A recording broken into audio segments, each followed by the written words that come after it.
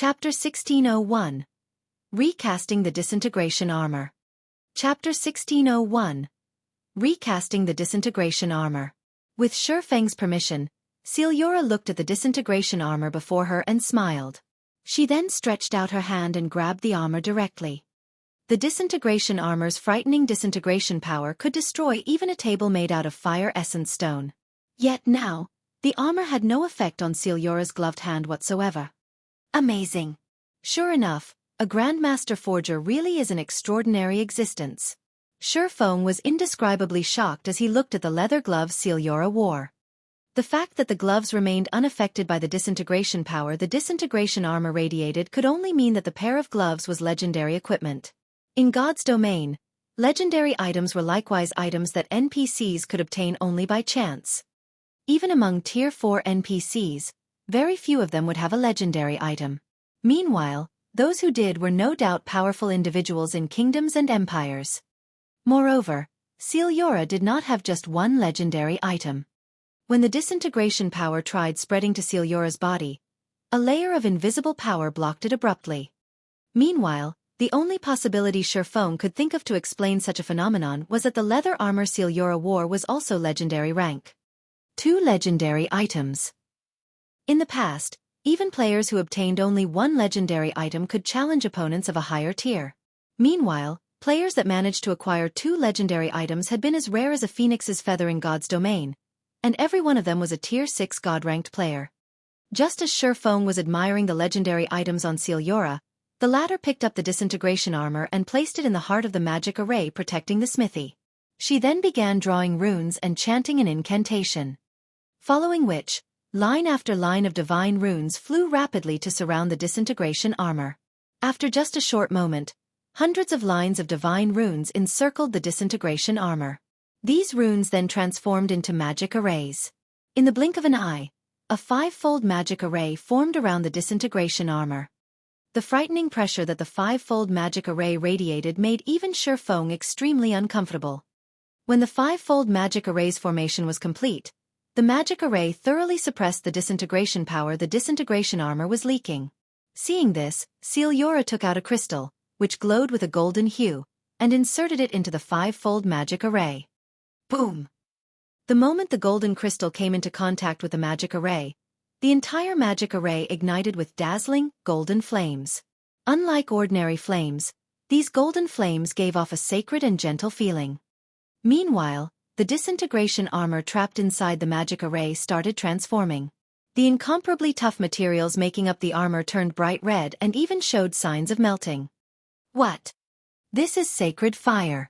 Xueqi could not help but gape in shock when he saw the golden flames. Sacred fire was something he had only seen depicted in the ancient texts of God's domain. This kind of flame was known as a refining treasure. However, sacred fire did not exist naturally in the continent of God's domain. It only occurred in certain special spaces. Aside from ancient gods, nobody else could truly control it. Meanwhile, the sacred fires that could be found in God's domain were all sealed in special crystals left behind by the ancient gods and could be used only once. Even so, sacred fire was still a flame countless forgers dreamed of obtaining. It was fervently sought after because this flame was the best flame for forging legendary items. In Xueqi's previous life, a crystal-encased sacred fire had appeared in the Blackwing auction house. Back then, many wealthy players and NPCs had contested over the item. In the end though, the Super Guild Battlewolves had purchased it for an astronomical price of 310,000 gold, shocking the entire God's domain. Back then, many superpowers had ridiculed the Battlewolves for being foolish. After all, the Super Guild had spent 310,000 gold for a one-time use item, which was a massive expenditure even for a super guild. However, in the end, one had to admit that it had been money well spent. Using the sacred fire, the Grandmaster Forger working for the Battlewolves had created a legendary item. Although its performance was below average, it was still a legendary item at the very least. Fragmented legendary items could not compare to it. This outcome had also further whetted the various superpowers' desire for sacred fire. Xueqi had never imagined that Sealora had actually managed to get her hands on a sacred fire. Moreover, she even used it on the disintegration armor without asking for payment. If he was required to cover the cost, Even if he sold himself now, he wouldn't be able to gather enough money. While Xueqi was lost in his thoughts, the disintegration armor inside the five-fold magic array had turned white-hot. Meanwhile, Xueqi started writing another series of divine runes and merging them into the disintegration armor. Despite Xueqi having a certain level of understanding of divine runes, his mind was a complete blank when he looked at the divine runes Xueqi wrote. 5 minutes later, the white-hot disintegration armor was covered entirely in golden runes. At this moment, Xueqi stopped writing divine runes and breathed out a sigh of relief. Although her face was visibly tired, her eyes glowed with excitement. Good. Now is the time. Use your blood to establish a contract. Xueqi suddenly shouted to Xueqi. As soon as Xueqi said these words, a system notification entered his ears. System. Do you wish to establish a blood contract and permanently contribute 200 points of every basic attribute to the disintegration armor?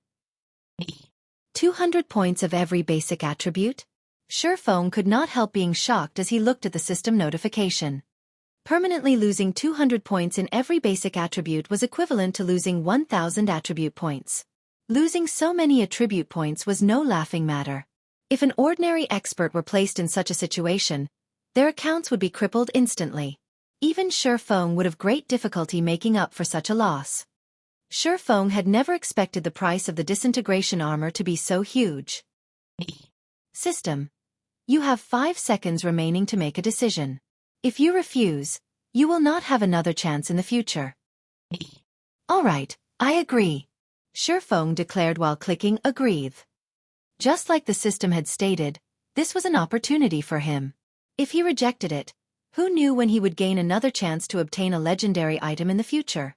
Moreover, the disintegration armor was top-notch even among legendary items. In comparison, 1,000 attribute points was indeed an insignificant price to pay. Only, some of the advantages he had accumulated thus far would disappear as a result of this decision. After Xueqi clicked Agree, a blood-red magic array appeared before him. He then placed both his hands on the magic array without hesitation. He felt power leaving his body right away. At the same time, blood-red magic circuits appeared on the surface of the disintegration armor. Once these magic circuits covered the entire disintegration armor, the armor released a pulse, as if it had just gained life. This pulse of power instantly shattered the five-fold magic array. In the next moment, Xueqi felt an even more frightening aura coming from the disintegration armor. However, unlike before, the aura the disintegration armor exuded this time did not affect Xueqi whatsoever. On the contrary, he felt a sense of intimacy in this aura, as if the disintegration armor was an extension of himself. Meanwhile, as the disintegration armor's aura calmed down, another system notification entered Xueqi's ears. System. Congratulations! You have completed the Recast the Disintegration Armor quest. Rewarding 20 legacy skill points, 100,000 free skill proficiency points, 100 free mastery points, 50 humanity reputation points, 2 level increases, and the disintegration user title. Chapter 1602. Legendary Reward. Chapter 1602. Legendary Reward. When the system notification ended, Xueqi's experience bar started increasing rapidly. In the blink of an eye, he went from level 61 to level 63. Meanwhile, his legacy skill point count, which had stagnated for a long time now, also increased by 20 points.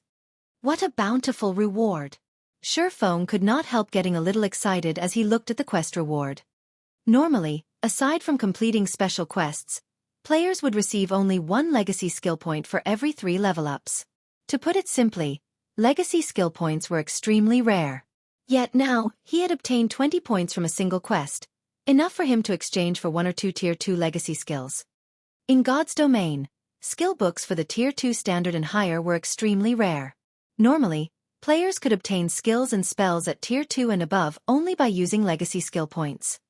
Hence, even after reaching Tier 2, players would not have a lot of Tier 2 skills. They would mostly use Tier 1 skills for combat and keep Tier 2 skills as trump cards. In other words, gaining an additional Tier 2 skill was equivalent to gaining another trump card. Moreover, aside from legacy skill points, The quest had also awarded him with 100,000 free skill proficiency points, which would allow him to fast-track leveling up his skills. Needless to say, as a skills level increased, its overall performance would improve as well. This, in turn, would enhance his combat power.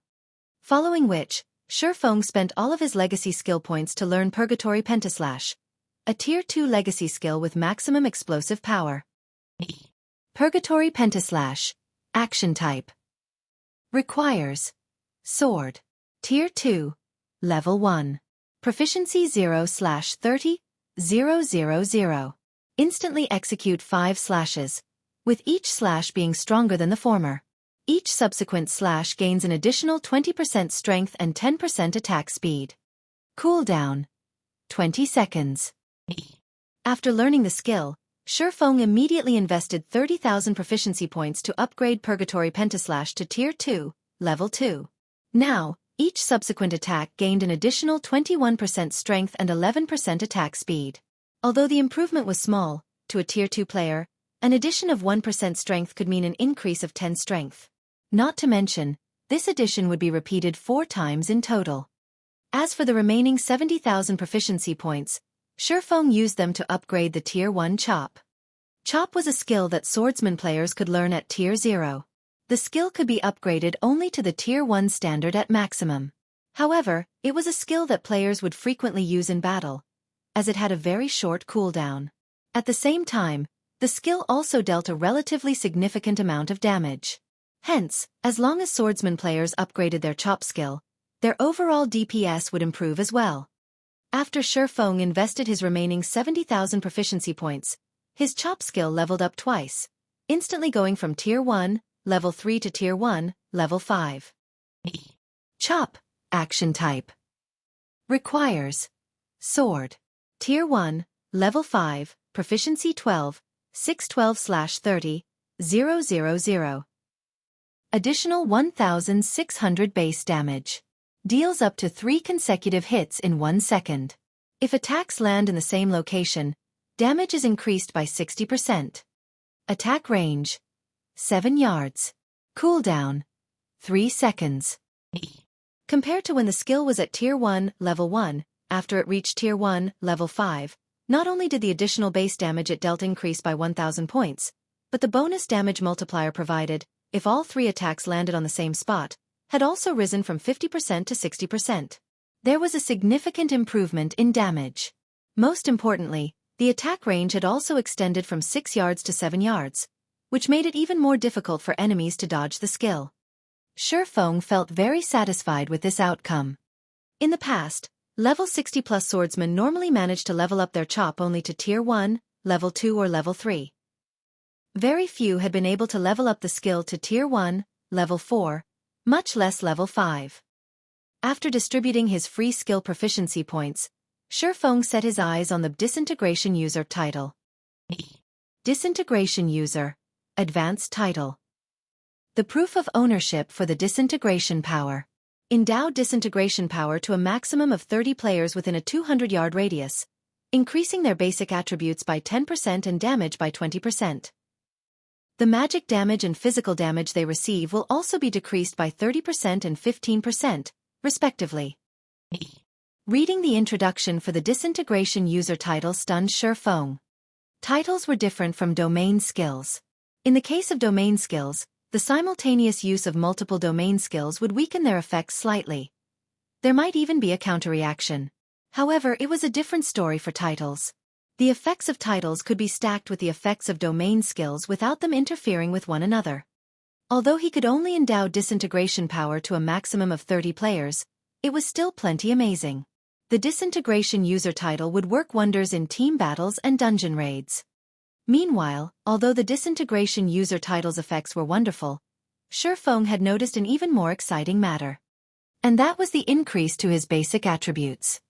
Due to the improvement of his life rating, each time he leveled up, he would gain more basic attributes than he did before. After leveling up twice in a row, not only had he acquired a large number of free attribute points, but his basic attributes had also received a significant boost. Overall, he now gained 20 more attribute points each time he leveled up. So, this is the power of the Dark Iron Bloodline? Xueqi was at a loss for words as he looked at his improved basic attributes. Currently, he was still only a level 63, Tier 2 player. Yet the Dark Iron Bloodline was already providing him with an additional 20 attribute points with each level up. Moreover, this number would increase as he reached higher levels and tiers. He might even be able to recover the 1,000 attribute points he lost today before he got to level 100. Just as Xueqi was feeling shocked by the power of his bloodline, Xueqi turned her gaze to him. "You're very lucky. The recasting this time was extremely successful.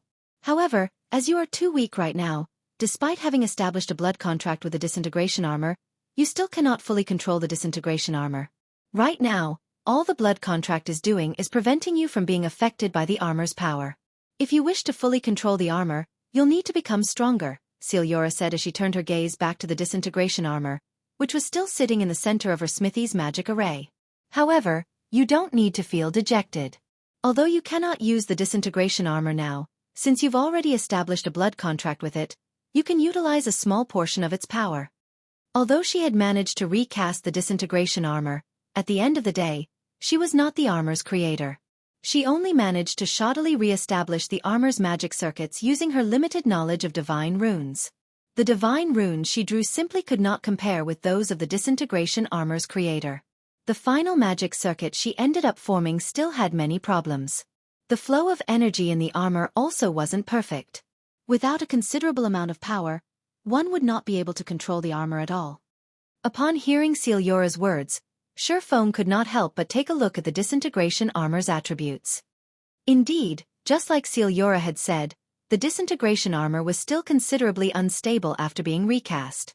It needed him to reach Tier 3 before he could equip it. Aside from that, there was no other information stated in the armor's attribute panel. However, the disintegration field skill granted to him had strengthened considerably. Disintegration field disintegrates all skills and spells within a 100-yard radius. Skills and spells at Tier 2 and below will be nullified, while skills and spells above Tier 2 will be weakened by 60%. All entities within range of the disintegration field will sustain a 40% reduction to basic attributes, physique, and stamina in addition to a 400% increase to their stamina and concentration consumption rates. No cooldown. This is the real disintegration field? After looking at the new disintegration field, Xueqi finally understood why legendary items could allow players to challenge opponents of higher tiers. Currently, he could use only a small portion of the disintegration armor's power, yet the armor was already providing him with such great benefits. If he could equip the armor now, he would simply be invincible among the current players of God's domain. However, Xueqi only toyed with this thought. Legendary equipment was not that easy to equip, all the more top-notch legendary equipment like the disintegration armor. He should just be grateful that the disintegration armor no longer suppressed him and provided a stronger disintegration field. After storing the disintegration armor, Xueqi finally shifted his sights to the pitch-black energy bead floating in midair. Although the energy bead's aura had already disappeared, the energy bead had also formed a zone completely void of mana around itself. Just by entering this void zone, Xueqi felt his entire body becoming incomparably heavy. At the same time, his mind also became sluggish like never before. Chapter 1603. Destruction Crystal. Chapter 1603. Destruction Crystal. What is this thing? The closer Xueqi got to the hovering energy bead, the heavier his body felt. He even felt somewhat dizzy, his mind growing fuzzy. He felt as if his control over his own body had dulled, as if it no longer belonged to him. This was the first time he had ever experienced such a sensation in God's domain, both in this life and the previous one. If players merely lost some attributes, they'd, at most, feel physically powerless, but their mind wouldn't be affected.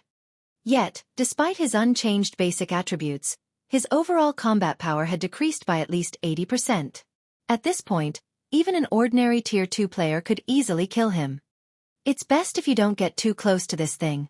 When Xueqi was less than a yard from the energy bead, Xueqi raised her hand to stop him. Hearing Xueqi's warning, Xueqi obediently retreated from the energy bead. He only regained control of his body after he had left the void zone. He couldn't help but stare at the energy bead in shock.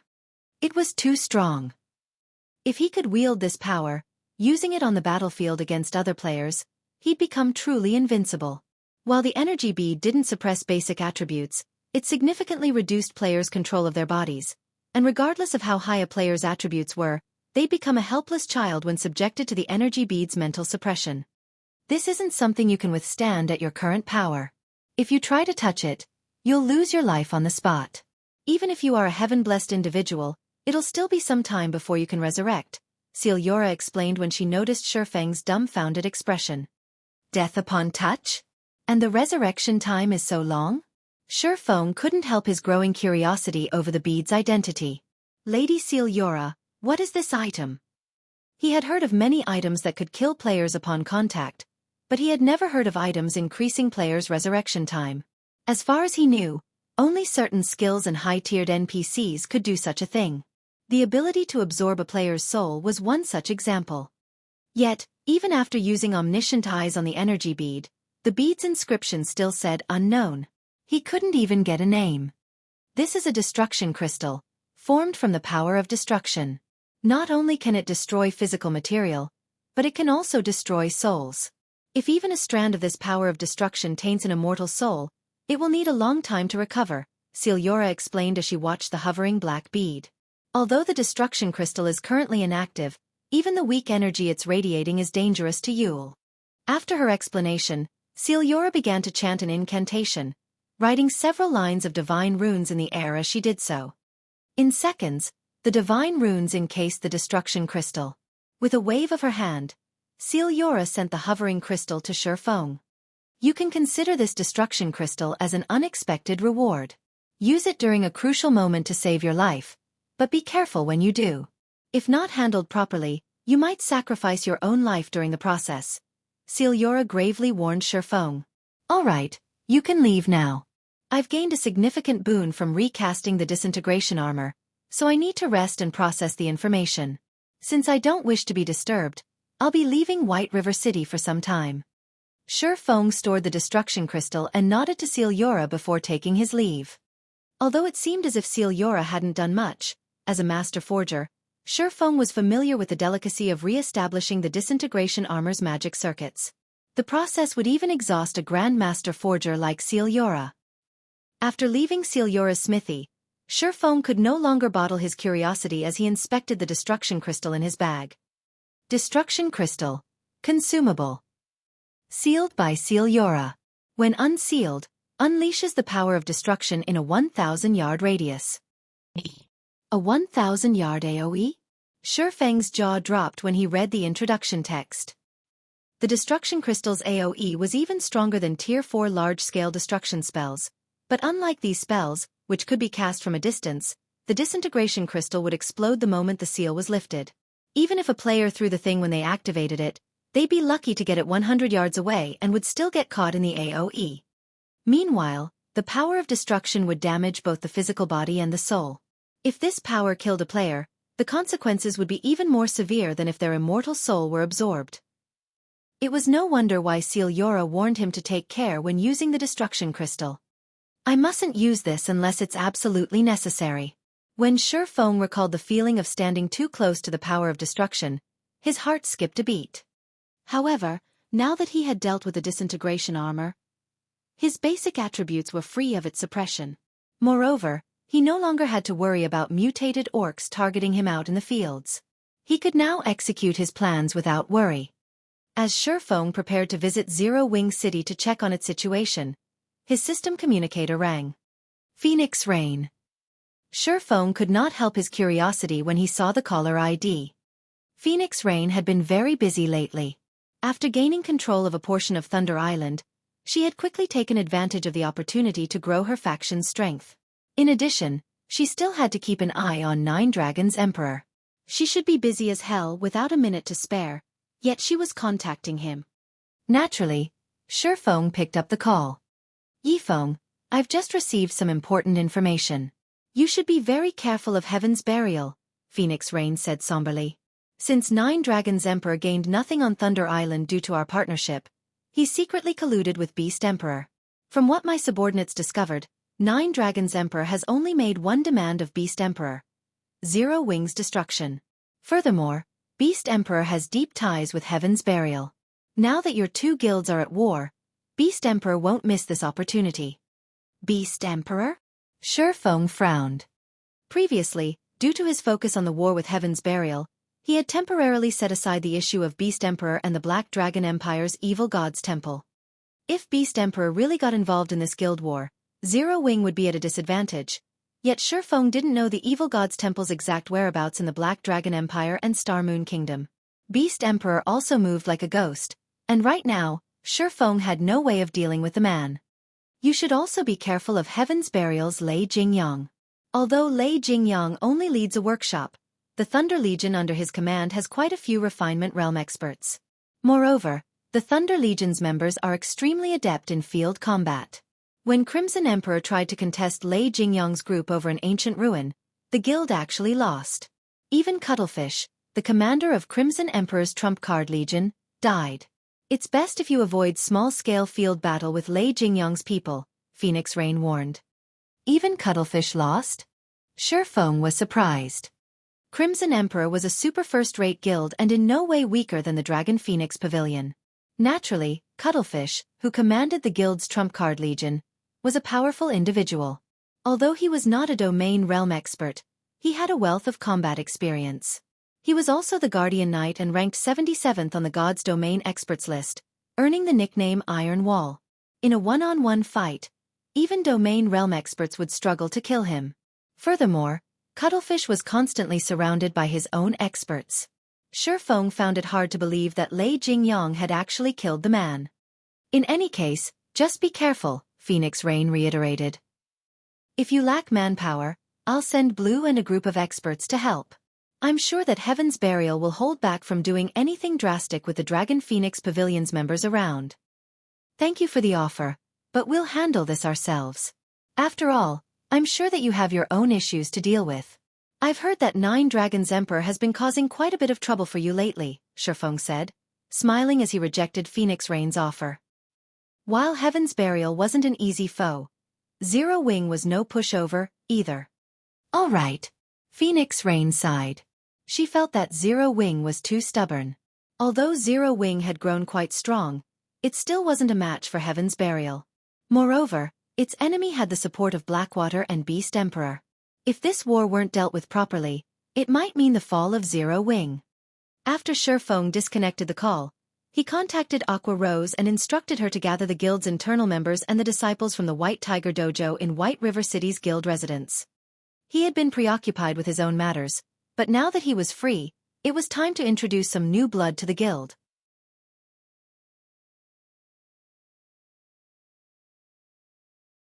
Chapter 1604.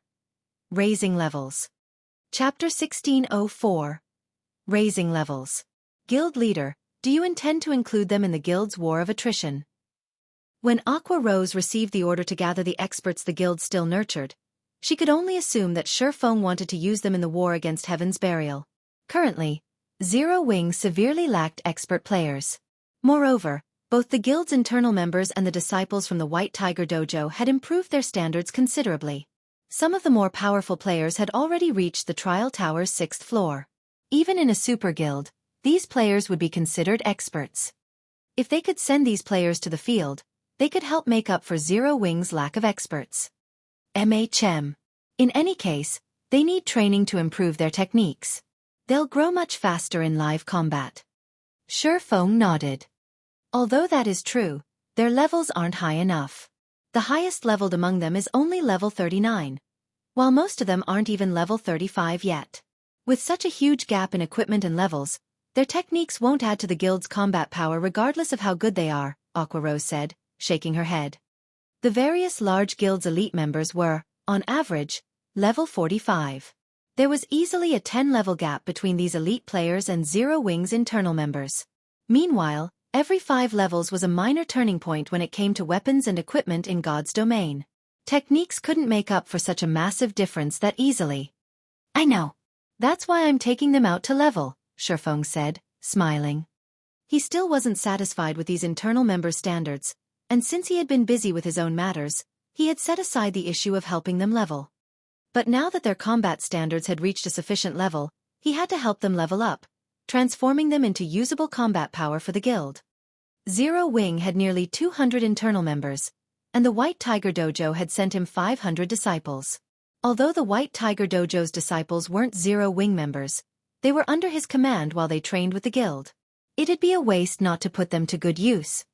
With this, he could add nearly 700 experts to the guild's forces as they fought Heaven's Burial. Thus far, Zero Wing had only accumulated a little over 2,000 experts who had reached the Trial Tower's 5th floor or beyond. Another 700 experts would increase the guild's overall combat power by a massive 1/3. Taking them out to level? Aqua Rose's eyes lit up when she heard Xuefeng's plan. She was very familiar with Xuefeng's leveling capabilities, knowing that his leveling speed was at least 2 or 3 times faster than other peak experts. He was also more than capable of helping others level up as quickly as he did. If he took command, it wouldn't be long before Zero Wing had another 700 experts, which would make it much easier to defend the 4 high-resource maps.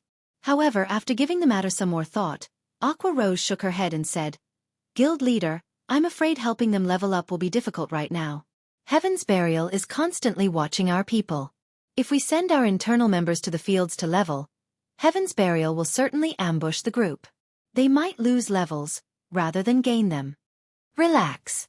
That is only true if Heaven's Burial can follow us," Xuefeng said, chuckling.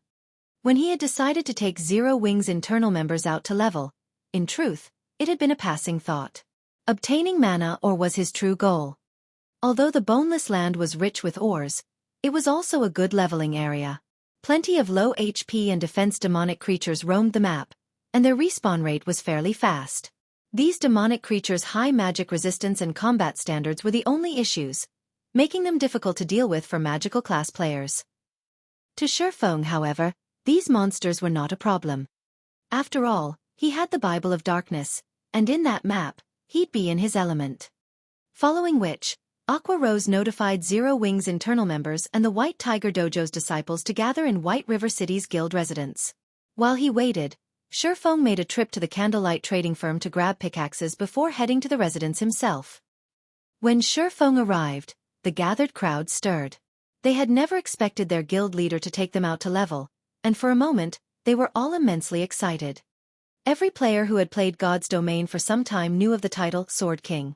Xuefeng's battle records were also listed on the God's Domain experts list, and many swordsman players had long since analyzed these records, using them as reference. Xuefeng didn't bother to waste time with words. Instead, he had everyone head to the teleportation hall and travel to one of Star Moon Kingdom's border towns. He then found a relatively deserted location and activated Spatial Gate. To get to the Boneless land, one had to cross more than 10 high-level maps. If players tried to do so on their mounts, they'd have to ride for several days and would encounter many level 100+ monsters during the trip. Not even Xuefeng would dare to take on such a high-level monster right now, not to mention other players. After ensuring that everyone had made it through the Spatial Gate, Xuefeng stepped through and closed it. Shortly after Xuefeng's group had disappeared into the Spatial Gate, a few assassins, who had hidden in the distance, revealed themselves. All of these assassins wore Heaven's Burial's guild emblem and were level 47. They were also fully equipped in level 45 fine gold and dark gold equipment. "Boss, what should we do? They left using a teleportation gate. How are we supposed to track them?" "Forget it. This is outside our abilities. Let's just report this to the higher-ups." After the several assassins discussed the situation amongst themselves, they returned to Singular Burial and told him of the teleportation gate. Teleportation gates did not reveal players' destinations, and players would only discover where the gate led to after they entered. However, Xuefeng was the last person to step through, and once he had, the gate had disappeared.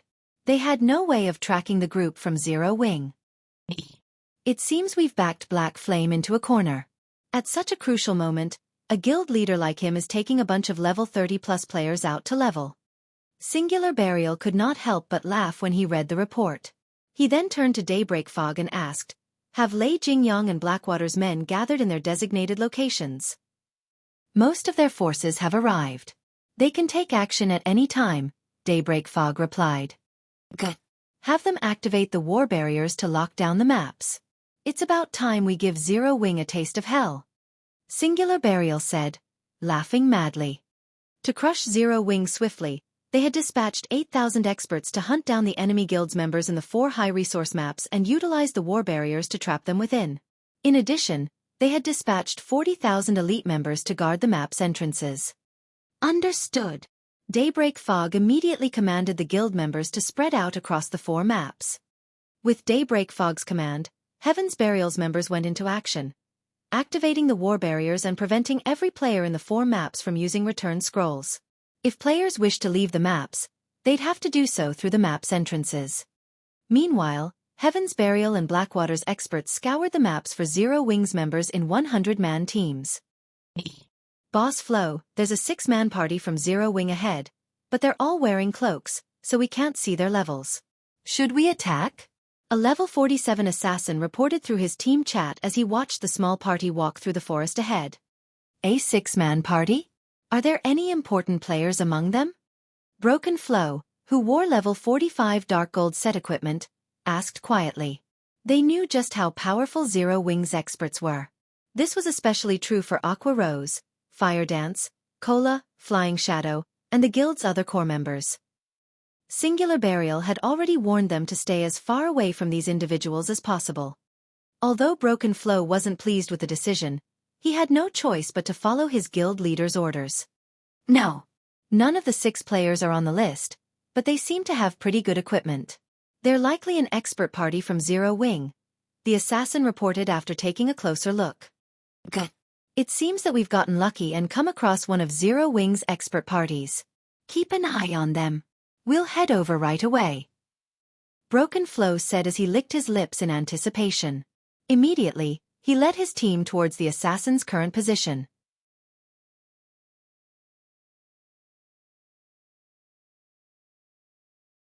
Chapter 1605. Battle Array Activate. Chapter 1605. Battle Array Activate. In less than 2 minutes, Broken Flo's team found a 6-man party of cloaked players walking along a small forest path. All 6 players wore Zero Wing's guild emblem. Go. Don't let any of them escape. Broken Flo shouted in the team chat as soon as he laid eyes on the 6 Zero Wing members. Immediately, Broken Flo's 100-man team spread out, swiftly encircling Zero Wing's party and cutting off any escape route. Heaven's Burial? The 6 Zero Wing members readied their weapons as they were surrounded. You guys sure are unlucky to attract my attention. Broken Flo grinned at the 6 cloaked players. Immediately, he removed the level 45 Dark Gold greatsword from his back and approached the 6 at a leisurely pace. At the same time, he pulled a potion from his bag and drank it. He then commanded, everyone, guard the area. Make sure no one escapes. I want to take proper care of these Zero Wing members. When Heaven's Burial's members heard Broken Flo's command, they couldn't help their growing excitement and anticipation. These players sure are unlucky. It seems like the commander wants to finish them off personally. The last time the commander took action, he even gave an expert party from a first-rate guild a miserable beating. Not only were those experts powerless to fight back, but the commander also forced them to lose multiple pieces of equipment. I wonder if we'll get to witness the commander's trademark combat technique again. Hopefully these Zero Wing members aren't too weak and can put up a good fight. Otherwise, we won't get a share of the loot. Heaven's Burial's members laughed as they ridiculed the trapped Zero Wing members.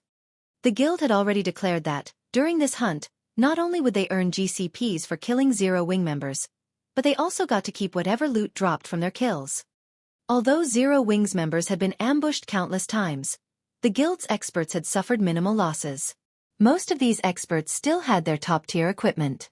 Even if the equipment they obtained wasn't suitable for their class, they could still sell the items and make a fortune. Despite the high demand for top-tier equipment, there was practically no supply. When ordinary players obtained a piece of top-tier equipment, they usually didn't sell it for coins even if they couldn't use it themselves. Rather, most players tried to trade one piece of equipment for another that they could use.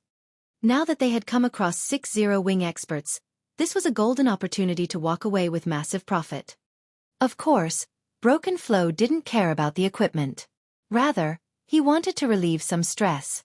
Broken Flo had previously been defeated in a fight with Zero Wing's top-tier experts, and he had been waiting to restore his reputation for some time. Now, however, The guild had forbidden its members from fighting Zero Wing's top-tier experts. Naturally, Broken Flow was annoyed. However, killing Zero Wing's elite members was boring. Only Zero Wing's experts could pique Broken Flow's interest. You don't have to worry. Without my command, they won't move, Broken Flow told the 6 players from Zero Wing, who watched their surroundings warily. With a calm smile he continued, if you want to leave this place alive, there's only one way to do it, defeat me. I don't mind if you come at me one by one or all together, but I advise you not to attempt an escape. My team includes over 60 experts from Heaven's Burial. If we attack as one, none of you will survive. If you don't have any problems, let's begin. After saying so, Broken Flow continued towards the 6-man party before him. His lax attitude proved that he didn't view the 6 experts before him as proper opponents whatsoever. Tiger, what should we do? The cleric from Zero Wing asked the robust youth in front of the party in a hushed tone. We're too outnumbered.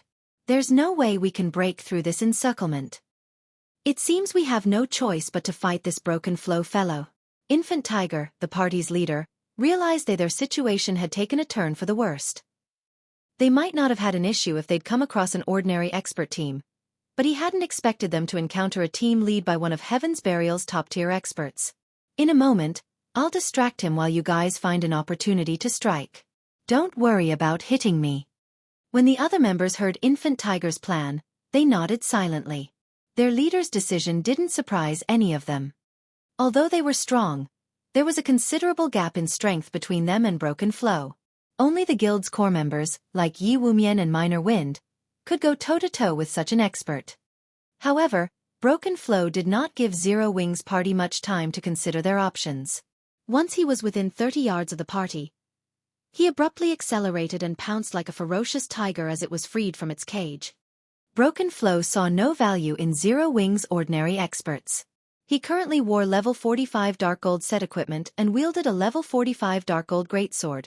With his equipment standards, he'd even rank among the top in a super guild. As for his techniques, he had reached the refinement realm some time ago. He'd be a mainstay in any major guild. If not for Singular Burial's prohibition, he'd even challenge Zero Wing's peak experts like Fire Dance and Aqua Rose. So fast. Broken Flow's speed caught Zero Wing's members off guard. By the time they reacted, Broken Flow was already within 10 yards. In the blink of an eye, Broken Flow circled around Infant Tiger, who stood at the forefront of the party, and swung his great sword. As his great sword soared towards the enemy berserker, it split into 3 copies that struck from different angles. Combat technique. Trishadao interception. Just as Broken Flow's 3 sword lights were about to bite into Infant Tiger, who was at his wit's end, decisively activated the basic strength battle array.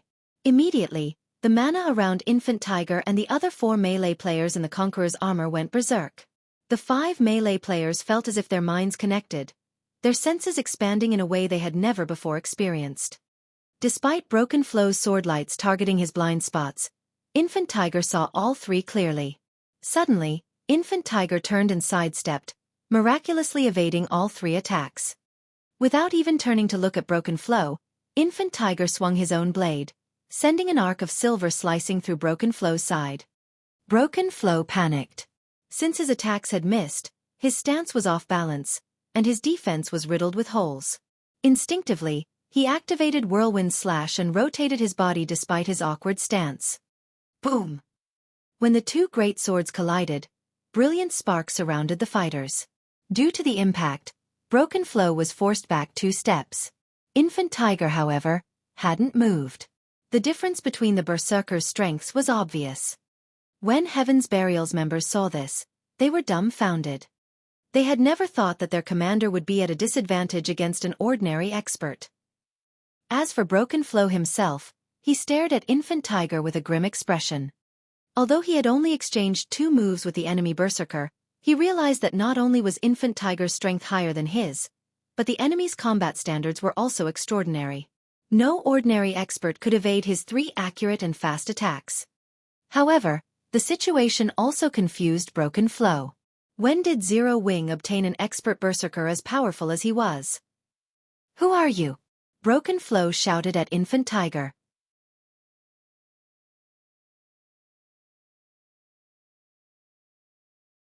Chapter 1606. Might of a Battle Array. Chapter 1606. Might of a Battle Array. As Broken Flow questioned Infant Tiger's identity, he took a huge step backward. Star Moon Kingdom's general masses were no strangers to Zero Wing's top-tier experts, not to mention Heaven's Burial. In fact, Heaven's Burial was very familiar with the standards of the internal experts Zero Wing nurtured. However, Broken Flow had no recollection of Infant Tiger among Zero Wing's top-tier experts. The only possibility was that Zero Wing's top-tier experts had used disguise tools, playing the pig to eat the tiger and wound Heaven's Burial's expert teams. But before Broken Flow could listen to Infant Tiger's reply, the other 4 melee players from Zero Wing appeared beside him, launching their attacks. 2 Berserkers executed the Tier 1 Cross Slash and Flame Slash, the Guardian Knight used the Tier 1 Justice Roar and Holy Slash, and the Shield Warrior raised his shield and used the Tier 1 Crumbling Mountain. When the 4 melee players attacked Broken Flow, they moved like a single entity. Their various skill flew towards Broken Flow's blind spots almost simultaneously. Their attacks were as fast as lightning. What? Broken Flow was shocked yet again. When he sensed the 4 melee players' combination attack, he felt the threat of death looming over him. On instinct, he activated the Tier 1 Taboo skill, Hurricane's Descent, and created a powerful hurricane around himself using his greatsword. The Taboo skill incorporated both offense and defense in a perfect balance. Pang, pang, pang. A series of clangs echoed around the fight. The 4 melee players that had attacked Broken Flow were forced to retreat 2 or 3 steps, but once they stabilized, they launched another uniform assault, not giving the Berserker a moment to catch his breath. This time, the Guardian Knight and Shield Warrior rushed at Broken Flow from the front, whereas the 2 Zero Wing Berserkers approached from Broken Flow's sides. For a time, Broken Flow had to retreat as he desperately defended himself. While he did so, his HP continued to drain. What? The commander is actually... Heaven's Burial's members were utterly shocked as they watched Zero Wing's party suppress Broken Flow. Their previously playful expressions had vanished. None of these players were amateurs. They knew just how powerful their commander was, and even if they formed a 6-man party to challenge him, they wouldn't come close to killing Broken Flow. This wasn't due to the difference between their basic attributes, but the difference in their combat standards. If they tried to fight Broken Flow, he'd easily find and target their weak points. By the time they realized that they were under attack, it'd be too late to react. Moreover, Broken Flow could easily dodge and block their attacks. In the end, the Berserker commander would whittle down their HP and kill them. At most, Broken Flow would lose some HP when he blocked attacks or received a few hits that he couldn't dodge, but that'd be rare since he could use his positioning to prevent such situations.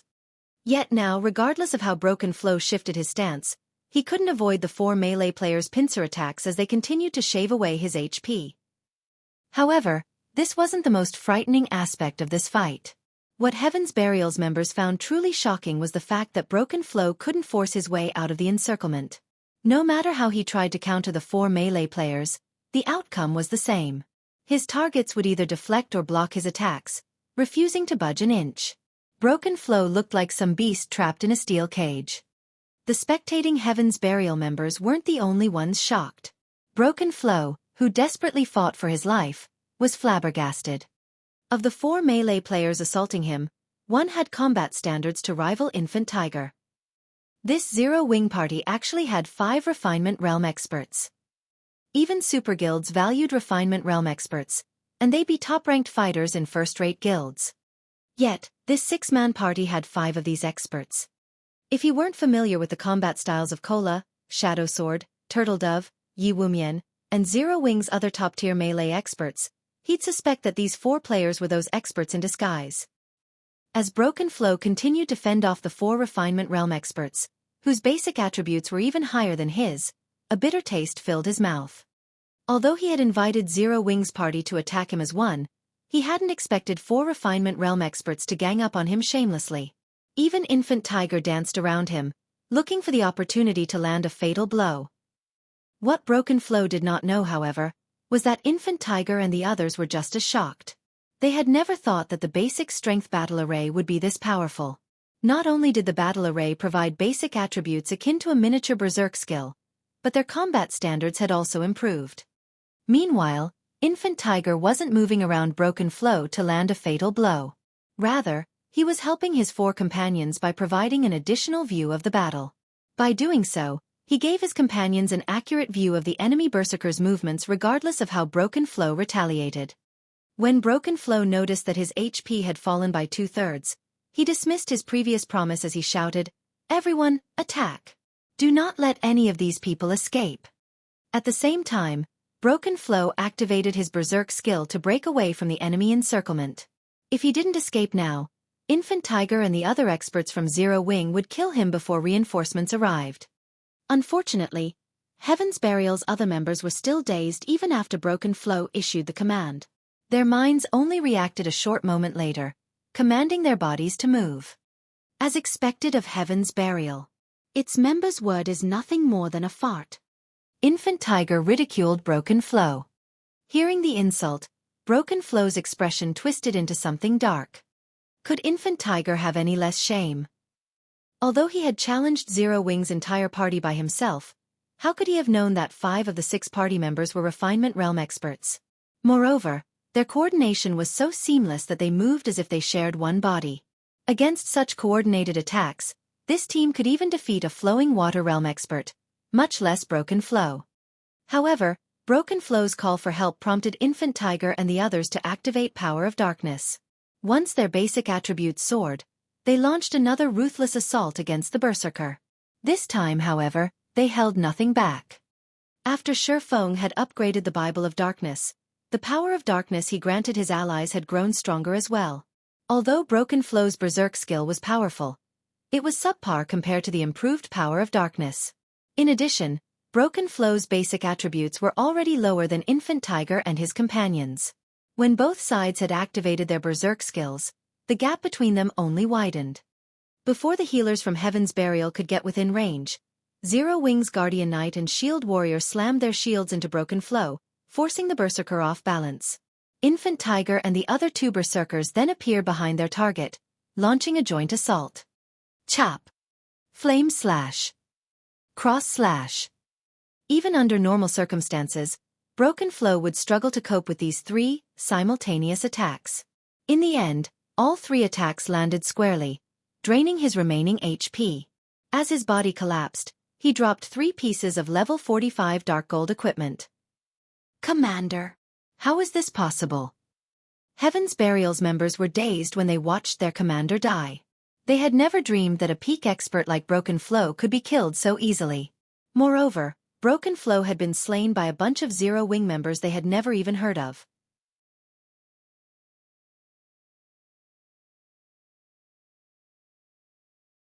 Chapter 1607. Difference in Teams. Chapter 1607. Difference in Teams. For a time after Broken Flow's death, Heaven's Burial's members were at a loss of what to do. However, Infant Tiger and his party members had no intentions of giving their enemies time to react. They immediately charged into the enemy ranks. They crossed the 30 yards to their targets in a few short seconds. Upon reaching the enemy front line, the Shield Warrior and Guardian Knight slammed their shields into the enemy melee players, crumbling the battle formation. Meanwhile, Infant Tiger and the other 2 Berserkers nimbly weaved their way into the enemy lines before executing Whirlwind Slash. 3 powerful tornadoes instantly engulfed Heaven's Burial's members. Not only did the attacks push these players back, but they also lost a significant chunk of their HPs. Following which, the Berserker trio approached the nearest enemies and finished off their weakened foes. In the blink of an eye, several members of Heaven's Burial's team died. They're trying to break out of the encirclement. Kill them. Finally, some of Heaven's Burial's members reacted, moving to intercept Infant Tiger and his friends. Those with berserk skills promptly activated them as the healers and ranged DPS channeled and executed one spell and skill after another. However, Infant Tiger and the others paid the healers and ranged DPS no mind as they ruthlessly targeted players without berserk skills. With an overwhelming advantage in basic attributes and superior combat standards, they finished their targets off easily. Even half HP MTs fell after 2 or 3 attacks.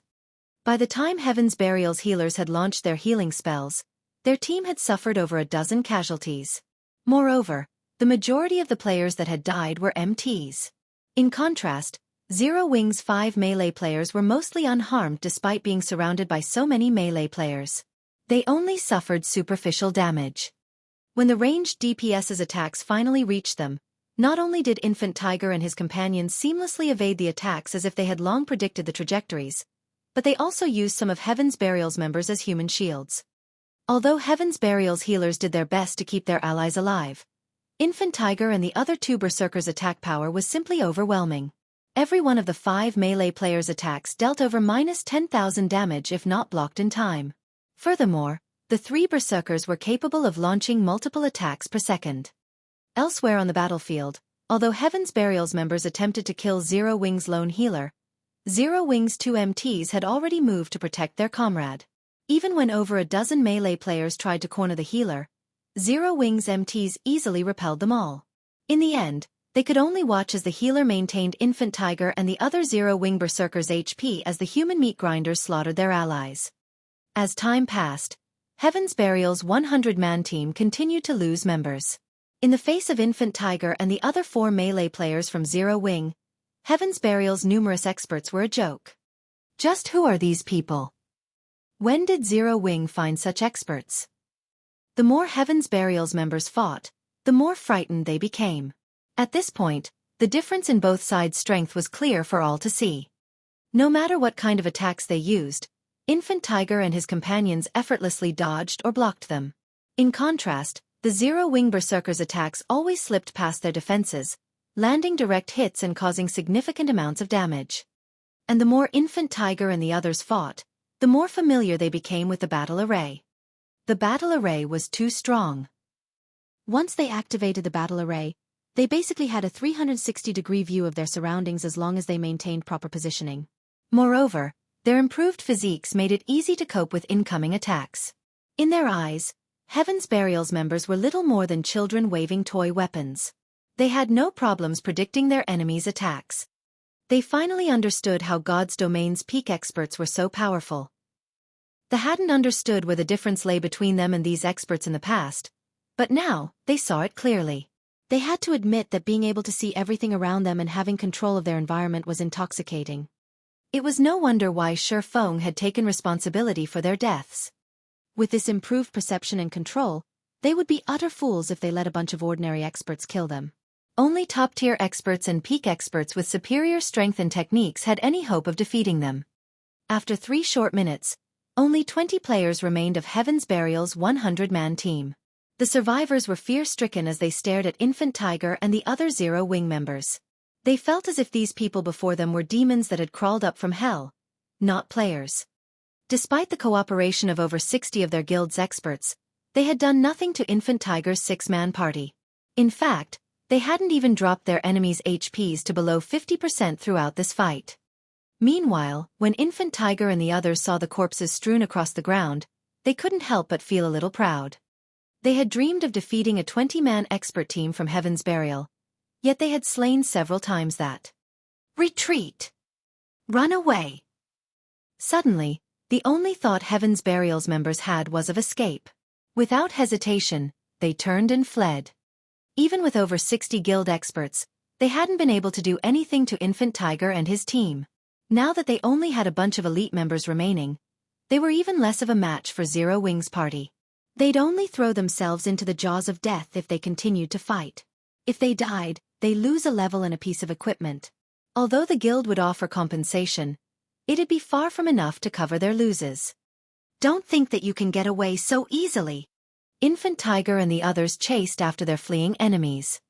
With the massive difference in basic attributes, Heaven's Burial's members couldn't escape Infant Tiger and his companions' pursuit even if they spread out as they ran. After another short moment, Heaven's Burial's 100-man team had been utterly annihilated. Meanwhile, as war barriers activated in the 4 high-resource maps Zero Wing's members occupied, panic ensued among the unrelated players in the maps. They all pulled up the official forums to discuss the matter. What's going on? Why aren't return scrolls working in the Grieving Swamp all of a sudden? This must be Heaven's Burial's doing. I've heard that Heaven's Burial is going all out to hunt Zero Wing's members.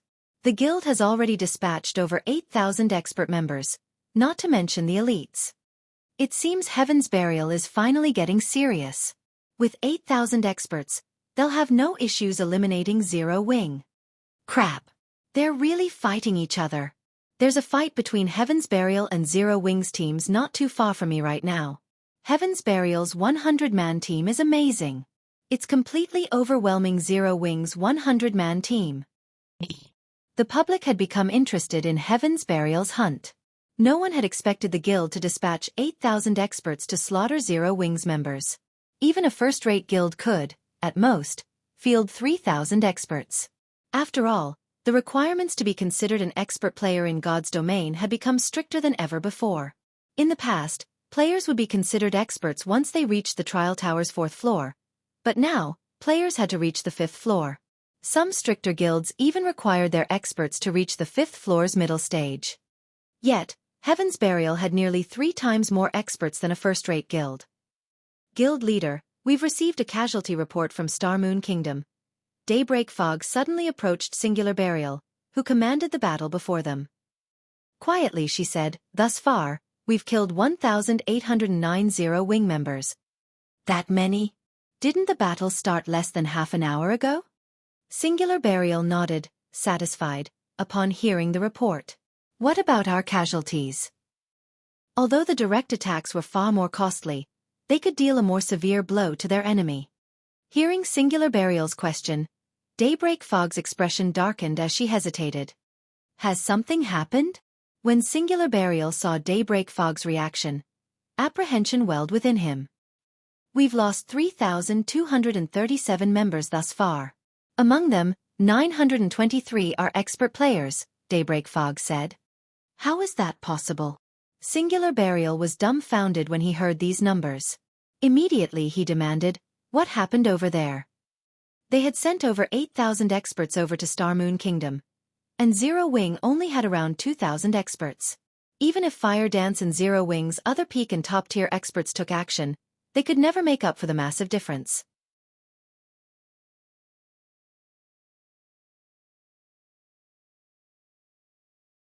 Chapter 1608. Indiscernible Zero Wing. Chapter 1608. Indiscernible Zero Wing.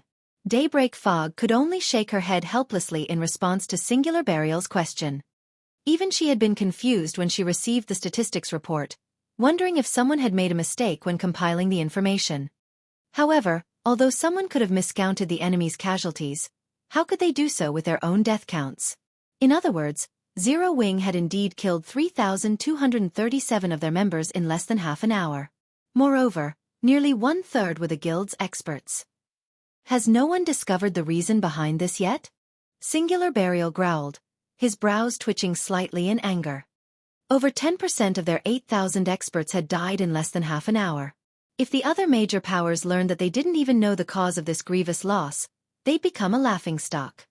Unlike guild elites, a guild expended all of its precious resources into nurturing its experts. They were incomparably more valuable than the guild's elite members. A loss of 1 expert was a much larger impact than losing 10 elites. If a first-rate guild suddenly suffered nearly 1,000 expert deaths, the loss would be severe enough to hamper the guild's development. After all, experts were a guild's main combat power when obtaining top-tier equipment and contesting for resource maps. They were also the foundation when competing with other guilds. We still don't have any information, but I've sent people to investigate the matter, Daybreak Fog said as she expressed her frustration over the situation. Just as Singular Burial was about to say something more, he received a call. The caller was none other than Broken Flow, one of the commanders tasked with hunting Zero Wing's members. Has something happened? Singular Burial asked, curious about Broken Flow's anxiety. When Singular Burial noticed Broken Flow's current level, he asked in surprise, how did you lose a level? Singular Burial clearly remembered Broken Flow being level 50 before they embarked on the mission. Yet now, the Berserker was only level 49. Broken Flow was one of Heaven's Burial's top-ranked experts, and with the level 45 Dark Gold set equipment he wore, he could contend with any of the Super Guild's top-tier experts, yet he had lost a level. Why wouldn't Singular Burial be surprised? I died. Although Broken Flow hesitated, he revealed the truth, and he did so with an incredibly grim expression. You died. Singular Burial was even more shocked. Did you encounter Black Flame or the other experts I warned you about? He had planted over 30 spies in Zero Wing, and although they didn't have access to the guild's core secrets, they could discover its experts' identities. Hence, he knew that only a few people in Zero Wing were capable of killing an expert of Broken Flow's caliber. No. Broken Flow's expression darkened further. No. Then who killed you? Singular Burial demanded. Has Zero Wing received reinforcements from somewhere else? That shouldn't be possible. I haven't heard of any powers lending the guild aid. Zero Wing had formed a close relationship with both the Dragon Phoenix Pavilion's Phoenix Rain and the Secret Pavilion's Yuan Tiexin. If these two superpowers helped Zero Wing, he doubted that he could do anything to threaten the guild. The difference between Heaven's Burial's background and the two superpowers was just too massive. Moreover, Heaven's Burial lacked the home ground advantage in Star Moon Kingdom. He had paid close attention to the two superpowers, waiting to see if they would aid Zero Wing or not. However, he hadn't heard any news of either organization helping his enemy. This was one of the reasons that he had dared to hunt down Zero Wing's members. One of Zero Wing's expert parties killed me, Broken Flow explained after taking a deep breath. Zero Wing's expert parties? Realization dawned on Singular Burial. There were some capable players among Zero Wing's experts, and if Broken Flow were careless and underestimated them, he might get himself killed. Sighing and shaking his head disapprovingly, he continued, "You are too careless." Well, don't tell me that you only contacted me to tell me this? Broken Flow nodded silently. Seeing Broken Flow's response, Singular Burial felt wrathful flames burn within him. Meanwhile, when Daybreak Fog heard Broken Flow's response from beside her guild leader, she noticed something odd about the berserker's behavior. He had contacted the guild leader about such a small matter. Did he think that leading a guild was a leisurely job? But before Singular Burial could reprimand Broken Flow, the berserker shared a battle video in the video chat. Guild leader, I was killed by an expert party from Zero Wing. I don't know how it's possible, but 5 of the 6 party members were Refinement Realm experts. Moreover, their basic attributes are extremely high. They were even higher than mine, Broken Flow explained. Zero Wing still has 5 Refinement Realm experts we don't know about. How? Singular Burial and Daybreak Fog denied Broken Flow's claims almost simultaneously. Only one out of several hundred players in God's domain could reach the Trial Tower's 5th floor. Among these experts, very few could overcome their limits, achieving extreme control of their bodies and entering the Refinement Realm. Refinement Realm experts were practically VIPs in first-rate guilds right now. Even super guilds struggled to nurture such experts. Whenever a new player reached the Refinement Realm, the various superpowers rushed to recruit them. Yet, Zero Wing had introduced 5 such Refinement Realm experts to the battlefield. No matter how Singular Burial and Daybreak Fog looked at it, Broken Flow's claim sounded more like fantasy than reality. However, by the time they finished watching the battle video, their expressions had turned grim. Indeed, as Broken Flow had said, every one of the 5 melee players from Zero Wing was slightly stronger than the berserker. If 5 such experts formed a party, said party would wield terrifying killing power. Throughout Heaven's Burial, only Lei Jingyang's forces could likely stand against such a party. As Singular Burial was about to say something, Lightning Blade, the chief MT of Heaven's Burial's main force, contacted him as well. Guild leader, look at this video. Not long ago, I encountered an expert party from Zero Wing with 5 Refinement Realm experts. My team was no match for them, and in the end, only a few of my brothers and I managed to escape. We need to notify everyone right away and tell them to be careful of this 6-man party. Lightning Blade urgently reported. As they listened to Lightning Blade's report, Singular Burial and Daybreak Fog's expressions darkened further. A trace of shock flashed in their eyes. What is going on? Singular Burial was even more confused after watching the battle video Lightning Blade had sent. Daybreak Fog struggled to comprehend the situation, as well. Both Broken Flow and Lightning Blade led 100-man expert teams, but their teams operated in different maps. Although the Refinement Realm experts Broken Flow and Lightning Blade had encountered wore black cloaks, they hadn't bothered to hide their appearances. The Refinement Realm experts in each party were also different classes. It was certain that Broken Flow and Lightning Blade had encountered different Zero Wing parties. This proved that Zero Wing had gained an additional 10 Refinement Realm experts. If these experts were split and assigned to 100-man teams, they would pose a huge threat to Heaven's Burial's teams. But as Singular Burial tried to think of a countermeasure for these new refinement realm experts, the other commanders began to report back. All of these commanders reported the same situation that Broken Flow and Lightning Blade had encountered. Every one of these commanders mentioned a 6-man party from Zero Wing consisting of 5 refinement realm experts.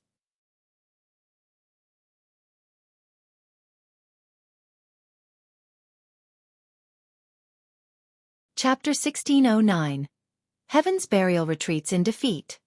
Chapter 1609. Heaven's Burial retreats in defeat. Singular Burial's expression when he finished watching the battle videos a subordinate had sent was indescribably grim. It wouldn't be a major issue if Zero Wing had simply acquired a few more refinement realm experts. With Zero Wing's capabilities, it wasn't entirely impossible, but based on the latest reports, Zero Wing had collected 100 new refinement realm experts. For a moment, Singular Burial wondered if he were in a dream. He couldn't find it in himself to believe this was true, yet with the battle videos and the large number of casualties Heaven's Burial had suffered thus far, he had all the proof he needed. If Zero Wing had unexpectedly acquired 10 additional refinement realm experts, while it would give Singular Burial a headache, he could mitigate the problem by warning his subordinates to be careful during their hunt. However, 100 new refinement realm experts was a nightmare, not just a headache. Even now, veteran first-rate guilds only had a handful of refinement realm experts. Even Heaven's Burial only had 20 refinement realm experts right now. Moreover, this was after recruiting a large number of well-known workshops and expert players and allying with Lei Jingyang's workshop. It was also the reason he dared to hunt down Zero Wing's members. Yet now, 100 refinement realm experts, whom he had never heard of before, had suddenly emerged in Zero Wing. Why wouldn't he be terrified? Guild leader, what should we do now? Daybreak Fog asked, pale after watching the battle videos. They had previously considered the possibility that some superpower would dispatch experts to aid Zero Wing. However, they had never expected Zero Wing to obtain 100 refinement realm experts on its own. 100 refinement realm experts. Only super guilds and super first-rate guilds could dispatch such a force. She truly couldn't figure out how Zero Wing managed to recruit so many refinement realm experts. Or did some hidden superpower they didn't know about back Zero Wing? Regardless of the cause, there was no changing the fact that Heaven's Burial's situation was dire. If the 8,000-plus experts from Heaven's Burial and Blackwater clashed with Zero Wing's 100 refinement realm experts, there was no doubt that the former would emerge victorious, but this war focused on guerrilla tactics. The refinement realm experts definitely had the advantage. Issue a retreat order immediately. After some hesitation, Singular Burial decided to withdraw his forces and send someone to investigate which superpower is supporting Zero Wing from the shadows. He refused to believe that Zero Wing had nurtured 100 refinement realm experts on its own. The only possibility was that Zero Wing had the secret support of some superpower. Understood. Daybreak Fog went into action and began to notify the teams in the hunting operation to withdraw. Shortly after she issued the command, Heaven's Burial and Blackwater's members in the 4 high-resource maps began to pull out. Meanwhile, news of Heaven's Burial's retreat quickly spread throughout Star Moon Kingdom. What's going on with Heaven's Burial? Why are they retreating so soon after starting the war? I have some insider information. From what I've heard, it seems that Heaven's Burial has suffered severe casualties and had no choice but to order a retreat. How is that possible?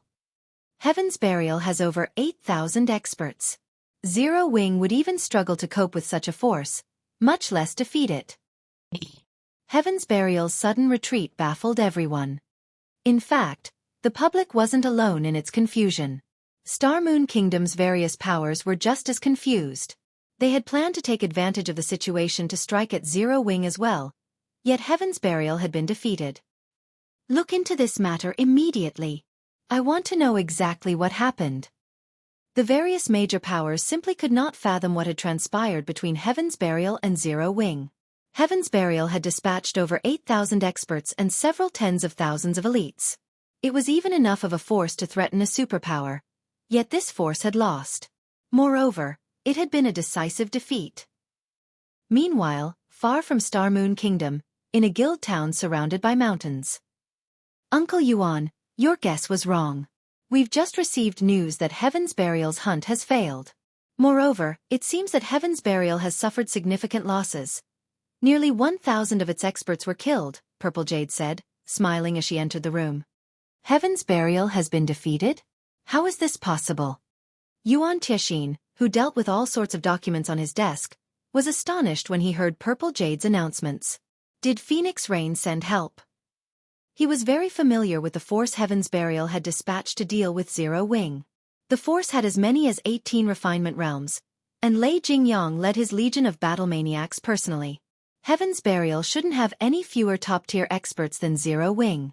Furthermore, the guild surpassed Zero Wing by leaps and bounds in the number of its ordinary experts.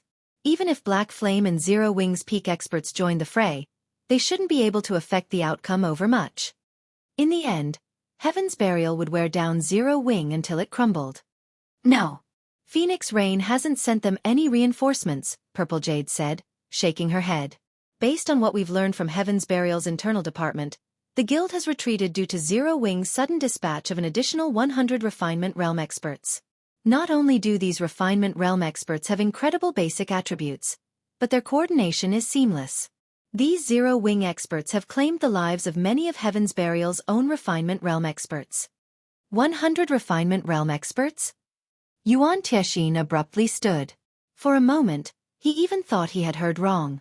Are you sure Zero Wing has obtained 100 refinement realm experts? Very sure. I even have a few battle videos to prove it.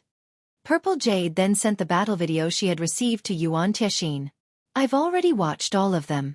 These Zero Wing refinement realm experts are quite powerful.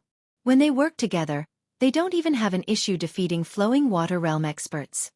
Have you found out which super guild or super first-rate guild has helped Zero Wing? Yuan Tiexin asked after looking through the battle videos. He could tell that these experts were extraordinary. They had no blind spots whatsoever. They could even block ranged attacks, which was difficult for ordinary refinement realm experts. When they cooperated, they moved as if they shared a single body. Ordinary refinement realm experts couldn't compare to these players. I did. We haven't found any news of a super guild or super first-rate guild mobilizing so many refinement realm experts. It's almost as if these experts had just joined God's domain, Purple Jade reported seriously. I've also had some of our people compare these refinement realm experts' appearances to the images we have of Zero Wing's members. And Yuan Tiexin asked hurriedly. 100 refinement realm experts were no trivial matter. Even superpowers like the Secret Pavilion would have to take such a force seriously.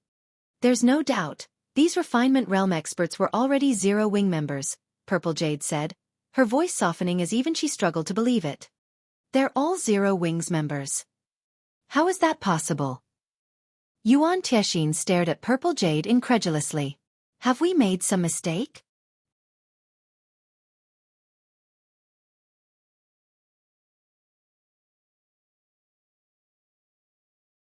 Chapter 1610. Shock. Chapter 1610. Shock. Yuan Tiexin couldn't believe what Purple Jade had just told him. Even the Secret Pavilion struggled to nurture refinement realm experts. Before becoming a refinement realm expert in the Secret Pavilion, the guild's experts had to pass a series of stringent tests and a significant amount of training. Most people in the virtual gaming world couldn't even fathom the effort, talent, and resources required to become a refinement realm expert. Although God's domain's unique nature made it easier for players to reach the refinement realm, these players were still exceedingly rare. They were also considerably famous in God's domain. Zero Wing had only established a few months ago, and even if it had the support of some super guild or major corporation, it wasn't capable of nurturing so many refinement realm experts. There are no mistakes. All of those players are members of the Dark Gods Legion. I also read through the information we have on these players before I came here. Their combat standards were average at best before today. But for some reason, they've become frighteningly powerful, Purple Jade said, shaking her head. Honestly, she couldn't believe this either. However, she had no choice but to acknowledge that Zero Wing had more than 100 refinement realm experts after facing the facts before her. To think Zero Wing has hidden so much of its strength. Suddenly, Yuan Tiexin realized why Xueqi's reaction had been so calm when he learned that the Black Dragon Empire's Evil Gods Temple had activated. Jade, Notify our subordinates and tell them to learn everything they can about this situation. We must learn who has backed Zero Wing. Any superpower that could nurture 100 refinement realm experts so quickly was definitely extraordinary. Not even most ordinary super guilds were capable of such a feat, and the secret pavilion hadn't heard of a superpower that could. When Yuan Tianxin thought about it, a sliver of fear penetrated his heart. Although he knew that God's domain's waters were deep, he didn't realize how deep.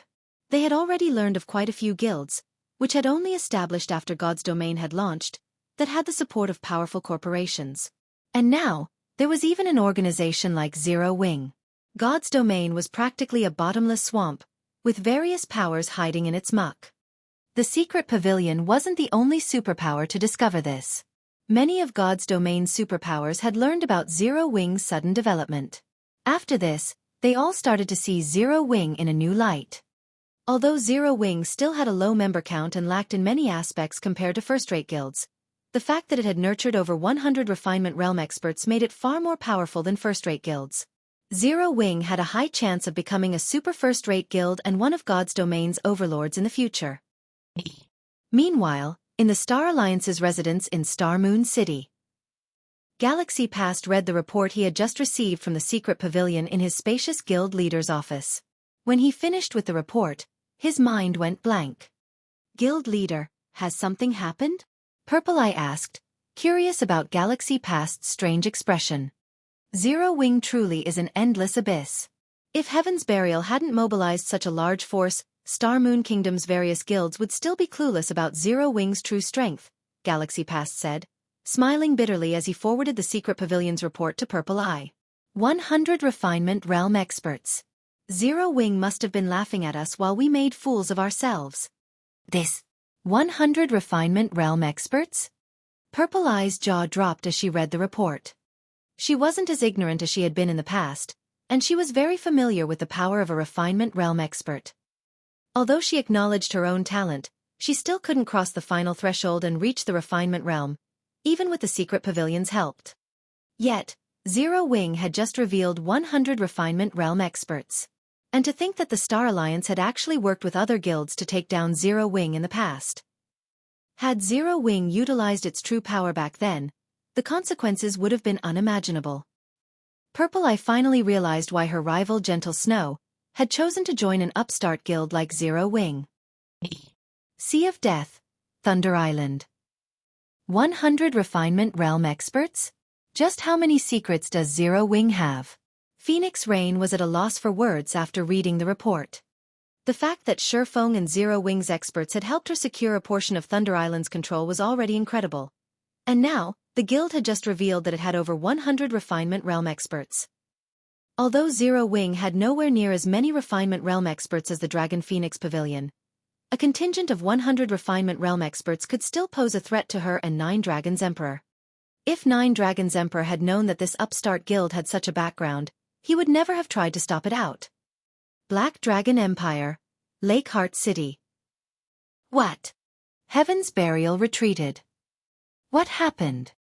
Curiosity ravaged Gentle Snow when she heard Zhao Yueru's report. If Shurfeng hadn't assured her that her people weren't necessary for the situation in Star Moon Kingdom, she would have returned with all of her spare forces long ago. Heaven's Burial and Blackwater had dispatched over 8,000 experts, including a few refinement realm experts. Without utilizing the guild's full power, defeating such a force would be nearly impossible.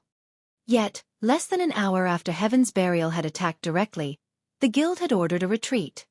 I've heard that it's due to various six-man parties from the Dark Gods Legion. These Dark Gods parties slaughtered Heaven's Burial and Blackwater's 100-man expert teams. In less than half an hour, they killed nearly 1,000 guild experts. In contrast, none of our party members have died, Zhao Yueru explained. They've even killed quite a few of Heaven's Burial and Blackwater's refinement realm experts.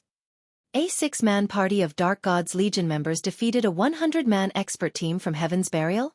For a time, Gentle Snow couldn't process the information. She knew just how powerful the Dark Gods Legion members were.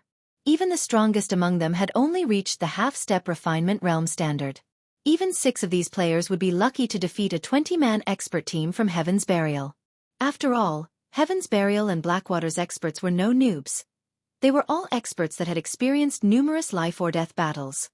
Yet, these Dark Gods Legion members had defeated 100-man expert teams with as few as 6 players. To Gentle Snow, this sounded like a fantasy. That's right. Everyone in the guild has been talking about it. I've watched the battle videos, as well. Those Dark Gods parties are quite powerful. If not for my promotion to Tier 2, they might even be able to defeat me. Zhao Yueru nodded. I never realized that our guild had hidden such strength all this time. The Black Dragon Empire's first-rate guilds will have to think twice before turning against us. Zero Wing had lacked experts that could turn the tide of battle in the past, and because of that, the Black Dragon Empire's large guilds hadn't been afraid of striking against their guild. This was especially true for the guild's 9 dragons Emperor secretly backed.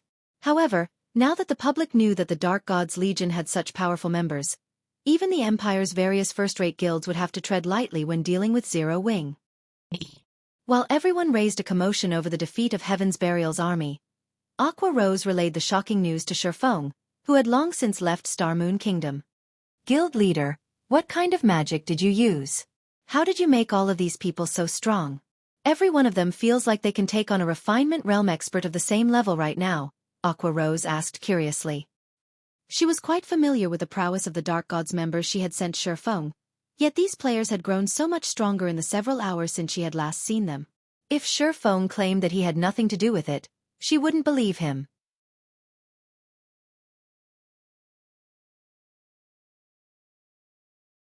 Chapter 1611. Counterattack. Chapter 1611. Counterattack. Magic. When Shifeng saw Aqua Rose's excitement, he smiled and said, I don't know any magic. I merely gave each of them a piece of equipment. A piece of equipment? Aqua Rose could not help her confusion. How has a piece of equipment made such a huge difference? Weapons and equipment only improved a player's basic attributes. While the Dark Gods party's basic attributes had risen since she had seen them last, the improvement to their combat standards was the key difference. They never would have been able to defeat a 100-man expert team with just a boost to their basic attributes. Here. You'll understand once you take a look. Shifeng then shared the Conqueror's armor's attributes with Aqua Rose. As Aqua Rose was one of Zero Wing's core upper echelons, he had no reason to hide the armor from her. Besides, as players reached higher levels, it'd only be a matter of time before the various large guilds learned about battle arrays. He had only had the Dark Gods members sign a confidentiality contract to hide the information from the various large guilds for as long as he could, but it was impossible to hide the battle arrays from the public forever. When Aqua Rose read the armor's information, she was dazed. She had never thought that God's domain had equipment like this. Not only did the Conqueror's armor improve its wearer's basic attributes, but it also allowed them to share their perception with other players wearing the armor. It could basically enhance players' perception range by a large margin, allowing these players to reach a simplified version of the Void Realm. Although ordinary experts wearing the Conqueror's armor still wouldn't be able to control their bodies as well as Refinement Realm experts, their overall combat standards wouldn't be any weaker than an actual Refinement Realm expert with the enhanced perception. Guild leader, where did you obtain so many pieces of this armor? Aqua Rose inquired. How could ordinary equipment possibly compare to such powerful battle array equipment? The Conqueror's armor offered even greater benefits than ordinary epic equipment. It had to be incredibly rare. Yet Shifeng had given these chest pieces to 100 Dark Gods Legion members. I made them, Shifeng answered truthfully. Seeing Shifeng's calm expression, Aqua Rose was at a loss. If Shifeng had said that he had been grinding and collected the armor during his long disappearance, she might be able to believe him, yet Shifeng claimed to have made all of the chest pieces. Her mind simply could not process the statement. With 5 pieces of Conqueror's armor, one could nurture 5 Refinement Realm experts. If they produced 1,000 pieces of the Conqueror's armor, they would have a 1,000-man army of Refinement Realm experts. Not even super guilds had such an army. Don't overthink it. I had to deplete the guild's stock of rare materials just to craft the 100 pieces. It won't be possible to mass-produce the armor in a short amount of time, Shifeng said, shaking his head. Naturally, he knew what Aqua Rose must have thought. The Conqueror's armor's material cost was only secondary. The crucial issue was acquiring the materials. Although the materials weren't super rare, the various large guilds frequent purchased them. Even if Zero Wing spent a fortune to obtain these items, it could only acquire a limited amount. It definitely wasn't possible to gear an invincible legion with the Conqueror's armor. What a pity. If we had a few hundred more, we could flatten Heaven's Burial, Aqua Rose said, clicking her tongue. She had no idea how greedy she sounded. Several hundred? Shufeng's smile turned bitter. I'll give you a list of the necessary materials, so try to purchase as many as you can in secret. Once we have the materials, I'll try to forge as many as I can. I understand. Aqua Rose nodded eagerly, her eyes glowing with excitement. But guild leader, what should we do next? Although Heaven's Burial has retreated, the bounty is still in place. We really can't afford to let this situation continue. Although Heaven's Burial's forces had retreated, the high bounty it had offered still tempted many unrelated players to attack Zero Wing's members. Even though Zero Wing now had the Dark Gods parties, there was a limit to how much area 20 parties could cover. They couldn't limit the Dark Gods parties to patrols, either, as it would severely impact their leveling speed. Heaven's Burial sure gave up quickly.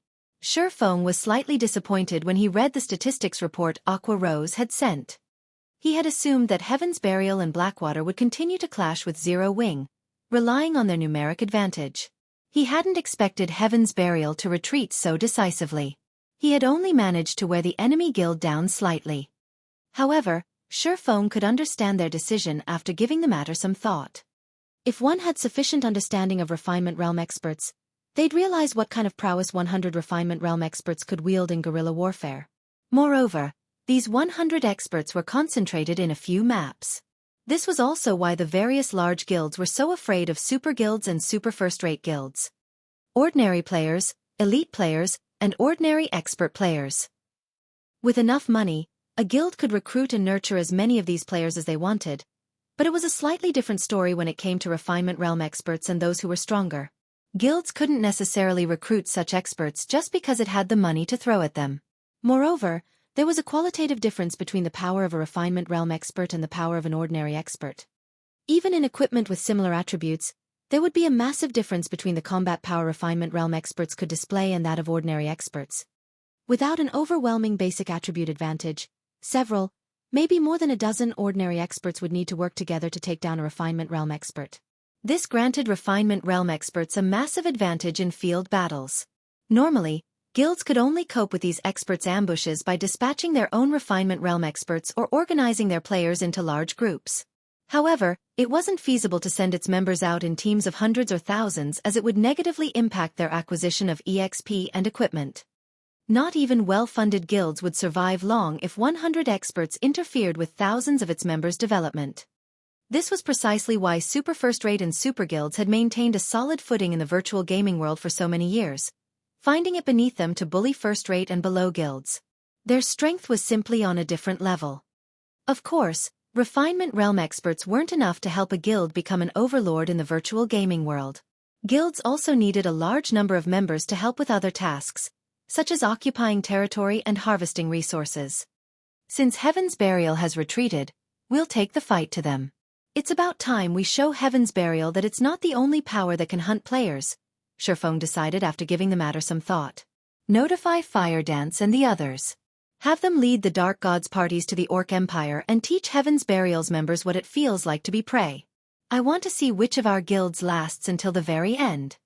Due to its lack of experts, Zero Wing had only been able to defend against Heaven's Burial's brutal assaults, but now that it had the Dark Gods parties, it had no reason to hold back against its enemy. In his previous life, many super guilds and super first-rate guilds had often used this tactic, hindering a large group's development by sending small parties of Refinement Realm experts, when they wanted to avoid wasting resources to deal with troublesome guilds. He didn't mind testing this tactic on Heaven's Burial. All right, I'll let them know. Aqua Rose's excitement built when she heard Shufeng's order. They had taken a one-sided beating from Heaven's Burial and Blackwater for too long now. They hadn't been able to counterattack, which made them all feel powerless. They simply hadn't had enough experts to put up a fight. If they had sent ordinary experts into Heaven's Burial's territory, they'd send their people to the slaughter, rather than damage their enemy. Now that they had an additional 100 Refinement Realm experts, their ability to retaliate had increased several-fold. even if they couldn't deal any lasting damage to Heaven's Burial.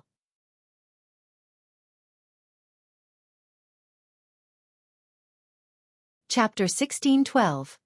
Insane Guild. Chapter 1612. Insane Guild. After Xueqi had given Aqua Rose his commands, he disconnected the call and contacted Melancholic Smile.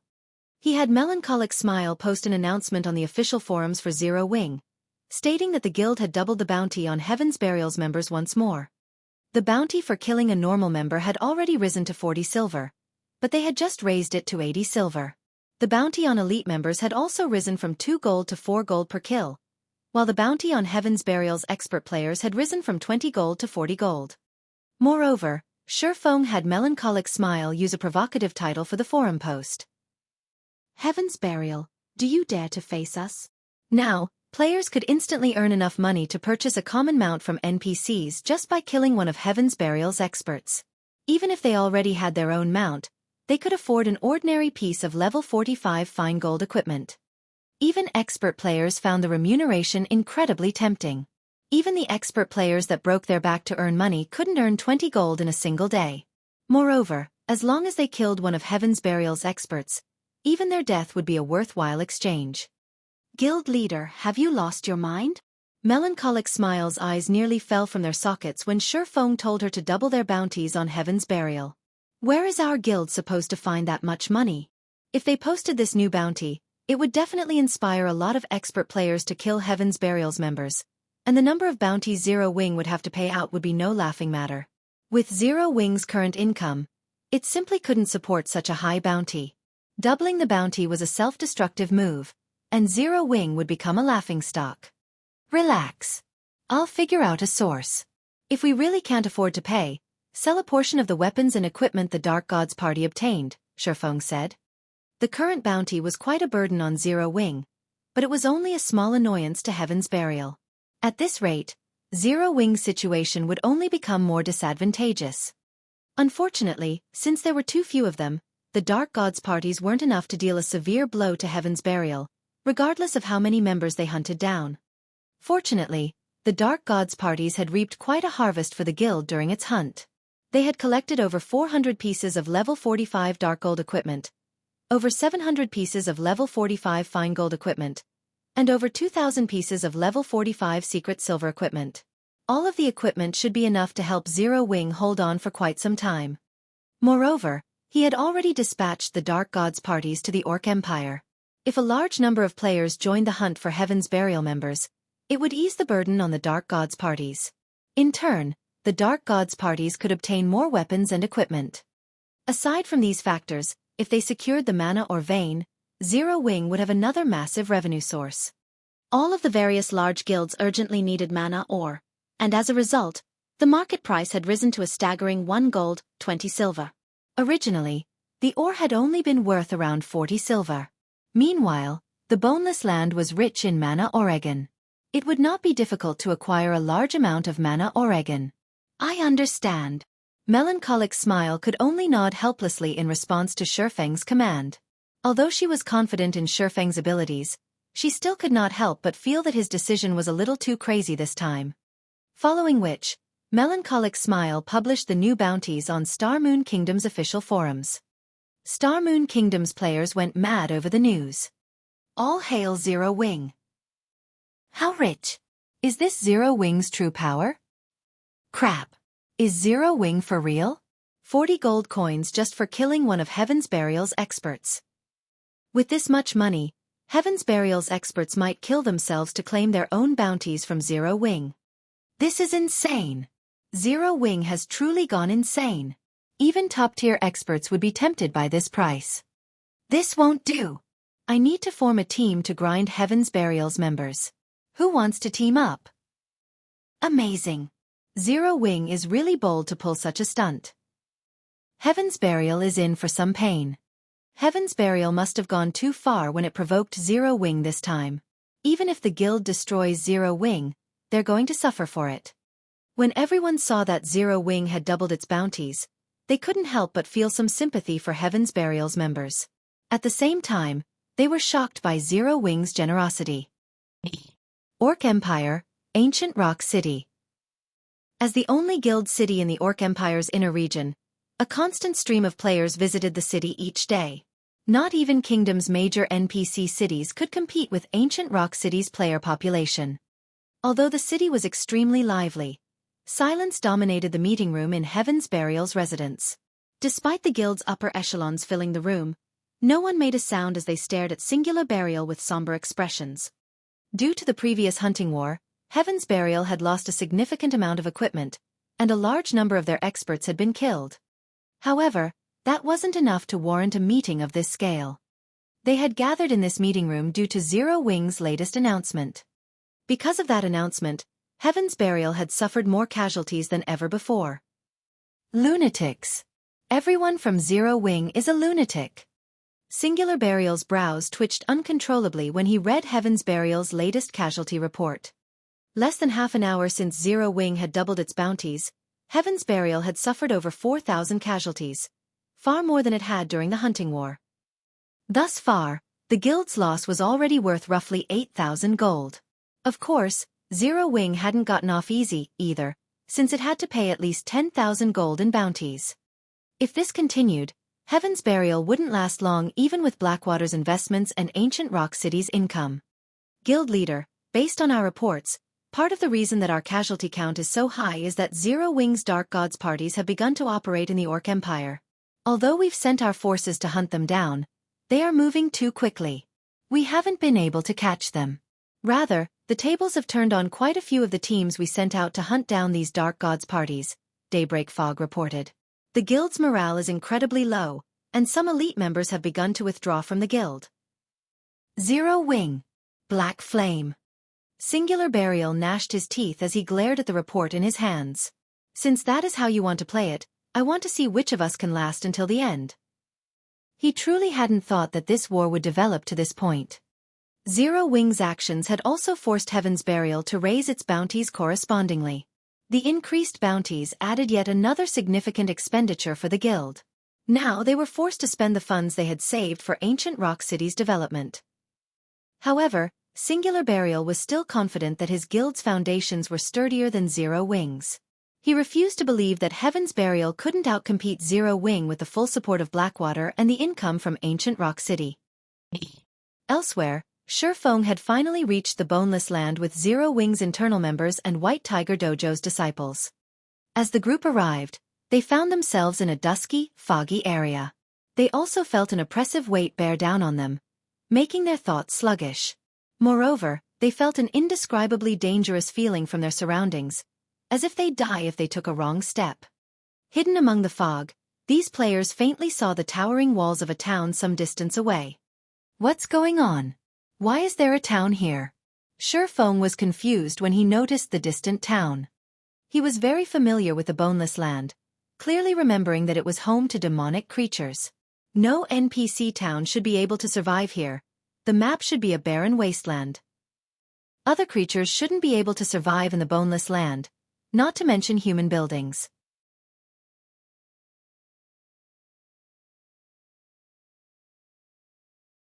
Chapter 1613. Mystery of the Boneless Land. Chapter 1613. Mystery of the Boneless Land. Naturally, Xueqi was curious about the mysterious town, and he immediately led his team towards it. This NPC town hadn't existed during his previous life. In fact, he had never even heard of an NPC town in the Boneless land. The various guilds would never have spent so much effort to construct guild towns here in the past, had this map had an NPC town. After all, the Boneless land was not a high-resource map. Its only benefit was its high drop rate of mana Oregon. God's Domain had quite a few high-resource maps that spawned large quantities of mana ore. The Boneless land wasn't unique in this aspect. Furthermore, due to the Boneless land's special environment, very few players had been willing to come here. Among the guilds that had set their sights on the Boneless land, none had been a superpower.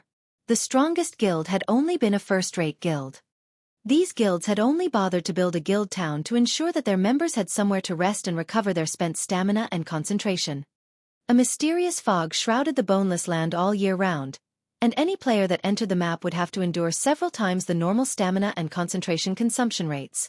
The consumption rates were so high that players' stamina and concentration would decrease even if they stood there and did nothing. Players simply couldn't survive in the Boneless land for long periods.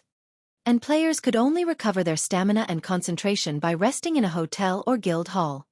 Moreover, unlike in other locations where players would be immobilized if they ran out of stamina or concentration, players would die if they ran out in the Boneless land. Because of this, Xueqi had only intended to visit the Boneless land after he acquired the Guild Magic Car. The Guild Magic Car was like a mobile hotel. With it, players could stay and mine mana ore in the Boneless land as long as they needed to. If not for Zero Wing's urgent need for mana ore and its increasing prices, Xueqi wouldn't have bothered to visit this area. As Xueqi's group inched closer to the fog-shrouded town, the pressure they felt increased. Their movements became stiff and sluggish, and they could feel a horrific power radiating from the town, their instincts screaming at them to avoid it. What an amazing town! Xueqi was astonished when he finally got a clear view of the town. He was a level 63, Tier 2 player, and very few things in the Boneless land could threaten his life. The Boneless land was, after all, a level 60 to level 80 map. It might be a dangerous map for other players at this stage of the game, but its difficulty was perfect for him. Moreover, the Boneless land was a barren wasteland, without forests or canyons. Despite the dense fog, visibility in the map was considerably good. One could easily spot roaming monsters from a long distance away. Guild Leader, there are a lot of monsters moving outside the town ahead. It looks like there are several thousands of them, a level 32 ranger, who used eagle eyes to scout the town's surroundings, reported.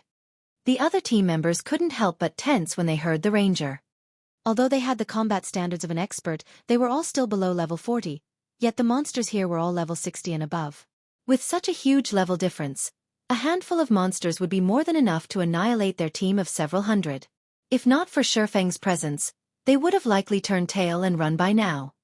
Why wouldn't they be worried after learning that thousands of level 60+ monsters awaited them ahead? Although their levels were low, they'd still need a considerable amount of time to recover the lost EXP if they died. Several thousand monsters? Xueqi was slightly surprised. Why are there so many? Monsters in the Boneless land generally moved in groups of dozens. Very rarely would more than 100 gather in a single location. Meanwhile, any group of over 100 demonic creatures would certainly be led by a great lord. Even Tier 2 expert players would try to avoid such a high-ranked monster. As a demonic creature dwelling, all sorts of demonic creatures lived in the Boneless land. Unlike ordinary field monsters, demonic creatures had much higher combat standards. Even the weakest among them would be able to reach the late stage of the Trial Tower's second floor. Ordinary players could only reach the Trial Tower's second and third floor with their combat standards. Meanwhile, demonic creatures also had much higher basic attributes than players of the same level. In other words, a Tier 2 ordinary player would be no match for a Tier 2 Lord-ranked demonic creature of the same level. Only Tier 2 expert players had any hope. Yet even these experts would flee from a Tier 3 Great Lord-ranked demonic creature. Tier 2 experts would have to form a party to take one down. And now, thousands of demonic creatures had gathered around the town ahead of them. Guild Leader, are we still going to the town? Xueqi, who had already reached level 37, asked worriedly. When Xueqi saw the screenshot the ranger had shared, littered with HP bars, even he, who had reached the Trial Tower's 6th floor, could not help but break out in a cold sweat. He couldn't fathom why Xueqi had brought them here. If these demonic creatures accidentally discovered them, Xueqi might be able to get away, but the rest of them would be slaughtered. Let's head over and take a look, Xueqi said after giving the matter some more thought. He had found an NPC town he had never heard of in the Boneless land. It'd be a waste not to investigate. If they could use the town as a resting point, it would save him a lot of trouble. Following which, Xueqi's team members had no choice but to grit their teeth as they followed him to the town. When the team reached a small slope not far from the town and caught sight of the large number of demonic creatures around it, they were dumbfounded. Although they had experienced their fair share of life-or-death battles, their hearts began to pound with fear when they saw the demonic creatures ahead of them. This was especially true when they saw the gigantic demonic snake, which was over 1,000 meters long, guarding the town's main entrance. The snake's head alone was the size of a 5-story tall building. With a single breath, this serpent could create a powerful hurricane. Even from so far away, These players could feel the snake's breath push their skin. How does God's domain have such a creature? Is that really a monster? As these players stared at the massive snake, fear and despair welled within them. They felt powerless, paralyzed by their fear. As they watched the demonic snake, they felt how insignificant humans truly were for the first time in their lives. Even running from the demonic snake would require a certain amount of courage, much less fighting it. Two-headed bird monster, demonic creature, chieftain. Level 62. HP 7, 000, 000/7, 000, 000. Demonic flame hound, demonic creature, lord. Level 64. HP 15, 500, 000/15, 500, 000. Three-headed hellhound, demonic creature, great lord. Level 65. HP 34, 000, 000/34, 000, 000. Purgatory serpent, archaic species, demonic creature, grand lord. Level 70. HP 160, 000, 000/160, 000, 000. However, unlike his teammates, who were shocked by the Purgatory Serpent and its demonic creature companions, Xueqi was surprised by the town beyond the Grand Lord. The town wasn't an NPC town at all. It was a mining site, operated by demons. A large number of demons patrolled the town's walls, and inside the town, even more demonkin descended into and emerged from a massive hole in the town's center. This massive hole seemed like a bottomless abyss, and Xueqi could feel a heart-wrenching aura radiating from it. Meanwhile, among the various ores the demonkin lifted out of the hole, Xueqi spotted the precious mana oregons.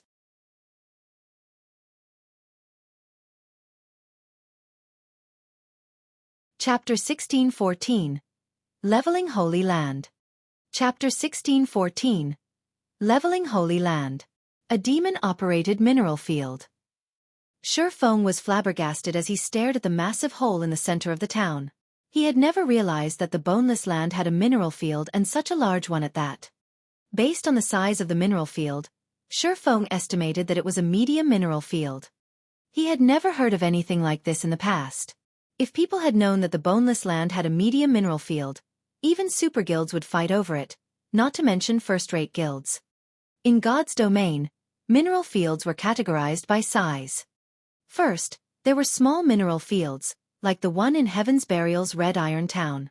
Small mineral fields had very small ore veins, and generally, 100 players in a full day were all one would need to mine a small mineral field dry for a single cycle. Even so, small mineral fields were extremely valuable. At the very least, a guild wouldn't lack the types of or the mineral field spawned. The veins in medium mineral fields were slightly larger, requiring 300 players and a full day to mine the veins dry for a cycle. As for large mineral fields, a guild would need to put 1,000 players to work for a full day to drain the veins. Large mineral fields were gold mines, and any guild that owned one could make a fortune from it. While small mineral fields in God's domain were common, medium fields were extremely rare, and large mineral fields were as unique as a phoenix's feather. In the past, the various superpowers had fought over every medium and large mineral field they had found, even those that spawned common ores, such as iron oregon. Meanwhile, the mineral field Xueqi stared at now clearly had more than low-end or veins. Based on the ores the demunkins carted out, Xueqi knew that the mineral field housed an ancient bronze vein. Ancient bronze ore was not common in God's domain. However, demand for ancient bronze ore wasn't particularly high among players. This was because there weren't nearly enough ways to use ancient bronze oregon. Despite its rarity, it wasn't worth much. However, Eternium ore, a byproduct of mining ancient bronze ore, was highly sought after by forging players. Magisteel ingots, produced with Eternium ore, were extremely useful when forging. Not only could the ingots improving one's forging success rate, but they could also slightly enhance the crafted weapons and equipment's attributes. Of course, Magisteel ingots could only boost an item's rank to a maximum of fine gold rank. Even so, countless forgers sought the tool. Level 50 plus fine gold equipment was still incredibly difficult to obtain, and after level 50, most elite players could only equip secret silver equipment and below. Past level 50, elite players would normally be equipped in secret silver equipment and below only. Hence, Magisteel ingots had a considerable market. In the past, Magisteel ingot had sold for 2 gold per piece, yet plenty of players still fought over it. If one could lay claim to this medium mineral field, they could make a fortune with the mined Eternium Oregon. Considering the situation, Xueqi couldn't help but harbor thoughts of capturing this mineral field. Although he didn't know why a mineral field had suddenly spawned in the Boneless land, he was sure that this was a golden opportunity. Setting the Eternium ore aside, he could earn a fortune with the steady supply of mana ore this mineral field could provide. The only problem now was how to go about capturing the mineral field. There were easily several thousand monsters stationed around the town's main entrance, and even more in the town's surroundings. In addition, the monsters inside the town were even more powerful. The town's demon supervisors were all great lords, and these were only the monsters on the surface. The town's true guardians were likely far stronger. Guild leader, a monster patrol is moving our way. We need to hurry and leave this place, the scouting ranger reported nervously as he watched the red dots on the system maps. The rest of the team nodded in agreement. The monster patrols were a secondary issue. The main problem was the purgatory serpent sleeping by the town's main entrance. This was the first time any of them had seen such a large monster since joining God's domain. Its aura was so strong that they even struggled to breathe. The consequences would be unimaginable if they fought the monster patrols and accidentally attracted the purgatory serpent's attention. None of them wanted to stay here for a moment longer. A patrol squad? When Xueqi saw the red dots on his system map, he suddenly smiled and said, "This is a good thing. For now, we'll level up here." Level up here? Everyone turned towards their guild leader in confusion. Trying to grind and level up in such a place was suicidal. However, none of them realized that Xueqi's true goal was the demon's mineral field. Leveling up would simply be a side benefit. In Xueqi's opinion, they first had to defeat the monsters around the town. Otherwise, these monsters would rush to aid the guardian boss in the town as soon as they began the battle. If that happened, they would definitely team wipe. Xueqi had been pondering a way to lure the surrounding monsters in small numbers, but it seemed that the monsters had solved that problem for him. The approaching patrol squad had less than 100 monsters, led by a hill-sized, great lord ranked 3-headed hellhound. Immediately, Xueqi retrieved the Bible of Darkness and used demon summoning. Naturally, he had a reason for daring to lead a bunch of low-level players to the Boneless land. If it were any other location, it'd likely be impossible for Xueqi to protect so many players by himself, but the Boneless land was home to demonic creatures. To these monsters, the Bible of Darkness was like an Achilles heel. Here, the Bible of Darkness could display its full potential. After Xueqi summoned a level 78, Tier 3 Tomahawk Demon, he directed the demon to charge at the approaching patrol squad. Although one level 78, Tier 3 demon wasn't enough to take out nearly 100 level 60+ demonic creatures, it could distract them for a short period. Furthermore, Demon Ruler's passive effect increased demonic creatures' attributes under Xueqi's command by 30%, while also weakening enemy demonic creatures' basic attributes by 30%. In moments, the Tomahawk Demon slaughtered the patrol squad's weaker monsters. At the same time, its HP continued to decrease. In the meantime, Xueqi wasn't idle as he tried to use the Demon Ruler's active effect, granting him temporary control of up to 3 demonic creatures, on the 3-headed hellhound. Failure. Failure. Sure enough, it won't be that easy. The outcome of his attempts to control the hellhound didn't particularly surprise Xueqi. After all, the skill only had a low success rate of 10%. Fortunately, he had the Tomahawk Demon to occupy the patrol squad. Demon Ruler's active effect could only be used once every 5 minutes. A congratulatory prompt only popped up in his notification window after Xueqi's 6th attempt. System. Congratulations!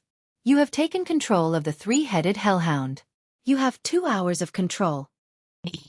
As Xueqi took control of the 3-headed hellhound, thanks to Demon Ruler's passive effect, the hellhound's basic attributes rose by 30%. Its HP also increased from 34 million to 44,200,000. With control of the 3-headed hellhound, Xueqi had a much easier time defeating the remaining monsters in the patrol squad. When the hellhound and Tomahawk Demon worked together, they made quick work of the Lord-ranked demonic flamehounds. After the first level 64 demonic flamehound died, Xueqi noticed that his experience bar had risen by a small, but noticeable amount. He hadn't expected the abundant EXP. The demonic flamehound had granted at least 3 times more EXP than a Lord-ranked monster of the same level. The awarded EXP also surprised the members of his team. They had never thought that they'd receive so much. Moreover, this was only the EXP from one level 64 Lord. In the end, Xueqi had eliminated the patrol squad within an hour. Many of his players had gained an additional level during that time. Their leveling speed was just staggering.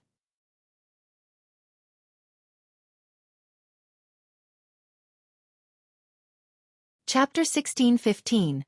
Primordial Divine Ruin. Chapter 1615. Primordial Divine Ruin. Our guild leader is so awesome. The players from Zero Wing gazed at the monster corpses before them and the abundant EXP they had received with glowing, excited eyes. At this point, they had completely forgotten about their prior fear and worry. When they had first noticed the approaching patrol squad, they had thought that they were dead for sure. Not only were the squad's demonic creatures above level 60, but the weakest among them was a chieftain.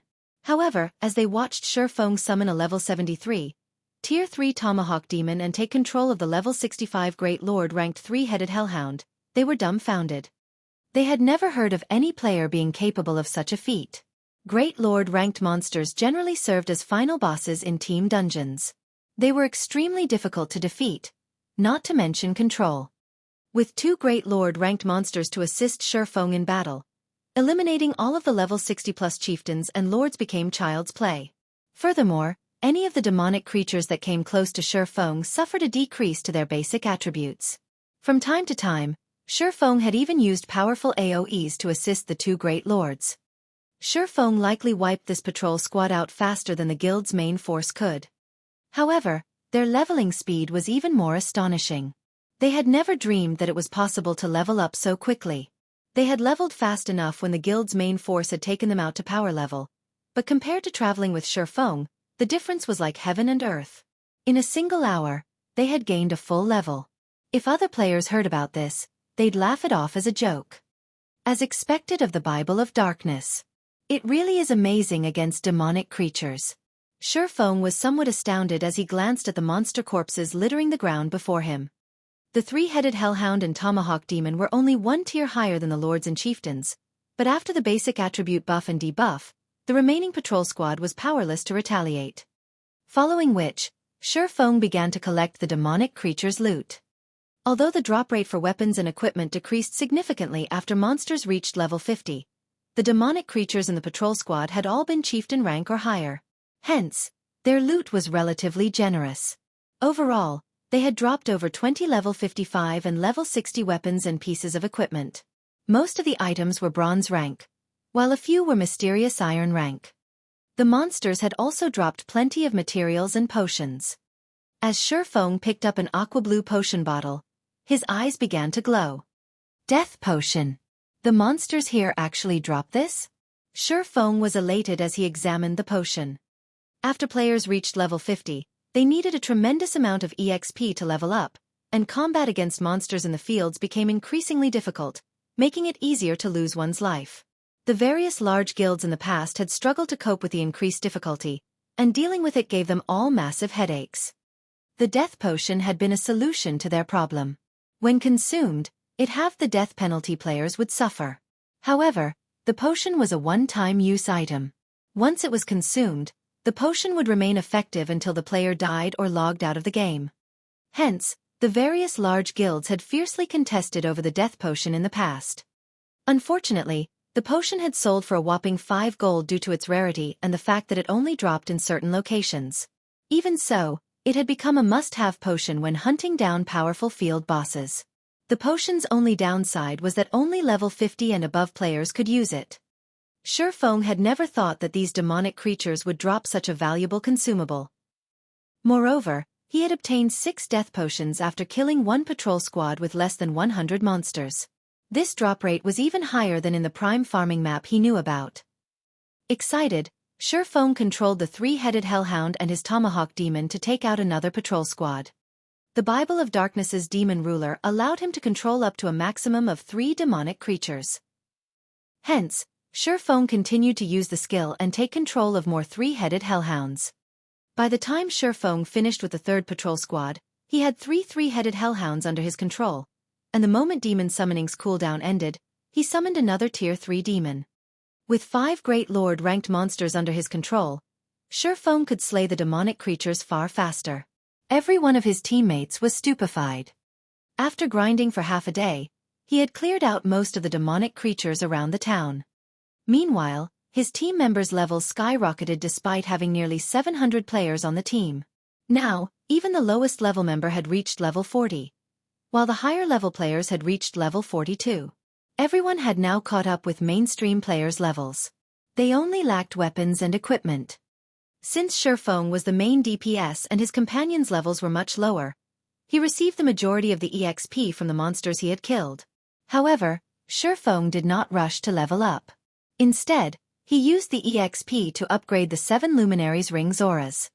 Ever since evolving the 7 Luminaries Ring to Fragmented Legendary rank, the upgrading each aura required an astonishing amount of EXP. Even he didn't dare to upgrade the carelessly. However, now that his level had exceeded frontline players by a large margin, he wouldn't fall behind if he spent some of his EXP to upgrade the 7 Luminaries Ring. Without hesitation, Xueqi upgraded the auras of fire, time, and space by 1 level. Now, instead of dealing 1,500% flame damage in a 60-yard radius, the aura of fire's flame domain inflicted 1,800% damage in a 70-yard radius. The skill's cooldown hadn't changed, remaining at 5 minutes. As for the aura of time's forbidden domain, its AoE had increased from a 500-yard radius to a 600-yard radius. Its duration was still 30 seconds. The aura of time's space movement had increased from a teleportation distance of 600,000 yards to 700,000 yards, and Spatial Gate's teleportation distance had increased from 300,000 yards to 350,000 yards. Both skills' cooldowns hadn't changed, though Spatial Gate's duration had increased from 1 minute to 1 minute, 20 seconds. Although the skills hadn't undergone qualitative transformations, they had improved various aspects for Xueqi. While he had killed the demonic creatures surrounding the town, Xueqi had also acquired over 600 pieces of equipment. Unfortunately, the majority was bronze equipment, with only 50+ pieces of mysterious iron equipment. In addition, he had obtained 3 pieces of level 55 secret silver equipment and 1 piece of level 60 secret silver equipment after he had lost control of the 3-headed hellhounds and killed them. Although Xueqi had secured a lot of equipment, he didn't pay the items much mind. Rather, he was most interested in the 124 bottles of death potion he had obtained. He could either use them for the guild or sell them, and either way, he'd benefit. After spending most of the day killing demonic creatures, Xueqi opened a spatial gate and teleported his team to another map to rest. Despite the fact that his team members had simply followed him around the entire time, their stamina and concentration were nearly gone. If they did not leave the Boneless land now, they'd all die here. As Xueqi moved everyone to another map, Aqua Rose contacted, excitement and anxiety written across her face. Guild leader. Something new has happened in the Orc Empire. I don't know who triggered it, but a massive tower has suddenly risen in the Empire's outer region. And elves are guarding it. Based on what we've learned thus far, it seems the tower is a primordial divine ruin. Apparently, it contains plenty of treasure and level 50+, top-tier equipment. Some players have even spotted epic treasure chests. Moreover, we've learned from the NPCs there that if we clear the tower, we'll receive a ticket to travel to the primordial battlefield. Players can learn advanced combat techniques there. Star Moon Kingdom's various large guilds and those from other countries are frantically gathering at the Divine Ruin. Should we send some of our people over? As Aqua Rose spoke about the primordial divine ruin, her eyes sparkled. Just the fact that players could earn a ticket to the primordial battlefield was enough to tempt any guild or player, not to mention the various treasure and top-tier equipment one could earn in the primordial divine ruin. After all, combat techniques were extremely rare, and players created most of them. Even if a guild had a combat technique, it wouldn't teach its members the technique lightly. Furthermore, the primordial battlefield offered advanced combat techniques. Even if players failed to grasp an advanced combat technique in its entirety, the knowledge they gained during the attempt to learn it would still help them strengthen their combat standards. If Zero Wing missed this opportunity, it would fall behind the other guilds in its development. Furthermore, thanks to Zero Wing's new addition of 100 refinement realm experts, the various large guilds had learned how valuable top-tier experts were.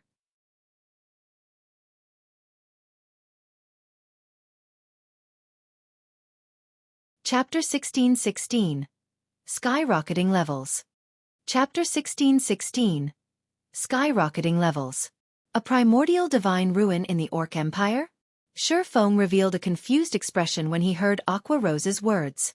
How is that possible? Xueqi was very familiar with primordial divine ruins.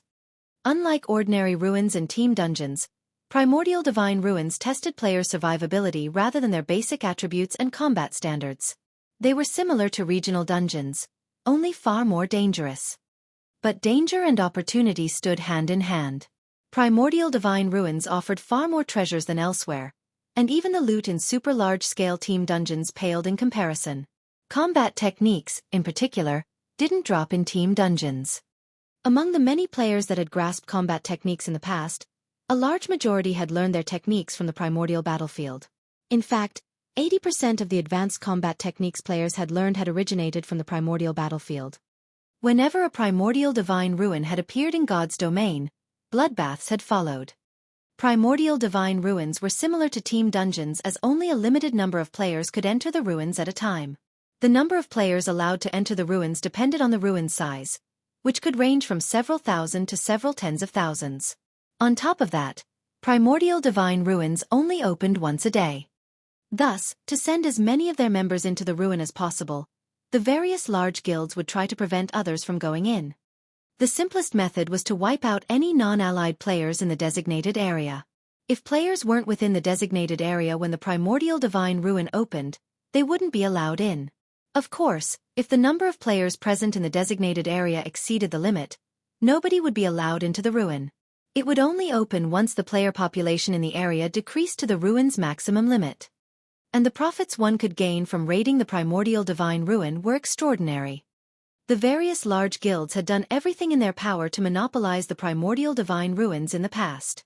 Many had waged war against other guilds over the ruins, and one of these wars had even involved several super guilds. The primordial divine ruins had only begun to spawn after the various large guilds had cleared level 50 super large-scale team dungeons in Xueqi's previous life. He had never expected to find one so soon. Guild leader, based on our current information, Heaven's Burial has turned its focus to this primordial divine ruin. Singular Burial has even led Heaven's Burial's main force and a large number of experts to the ruin personally. By the looks of it, he seems adamant that he will secure the ruin. If we let Heaven's Burials take advantage of this opportunity to learn combat techniques, they'll become a much larger problem for us, Aqua Rose said worriedly.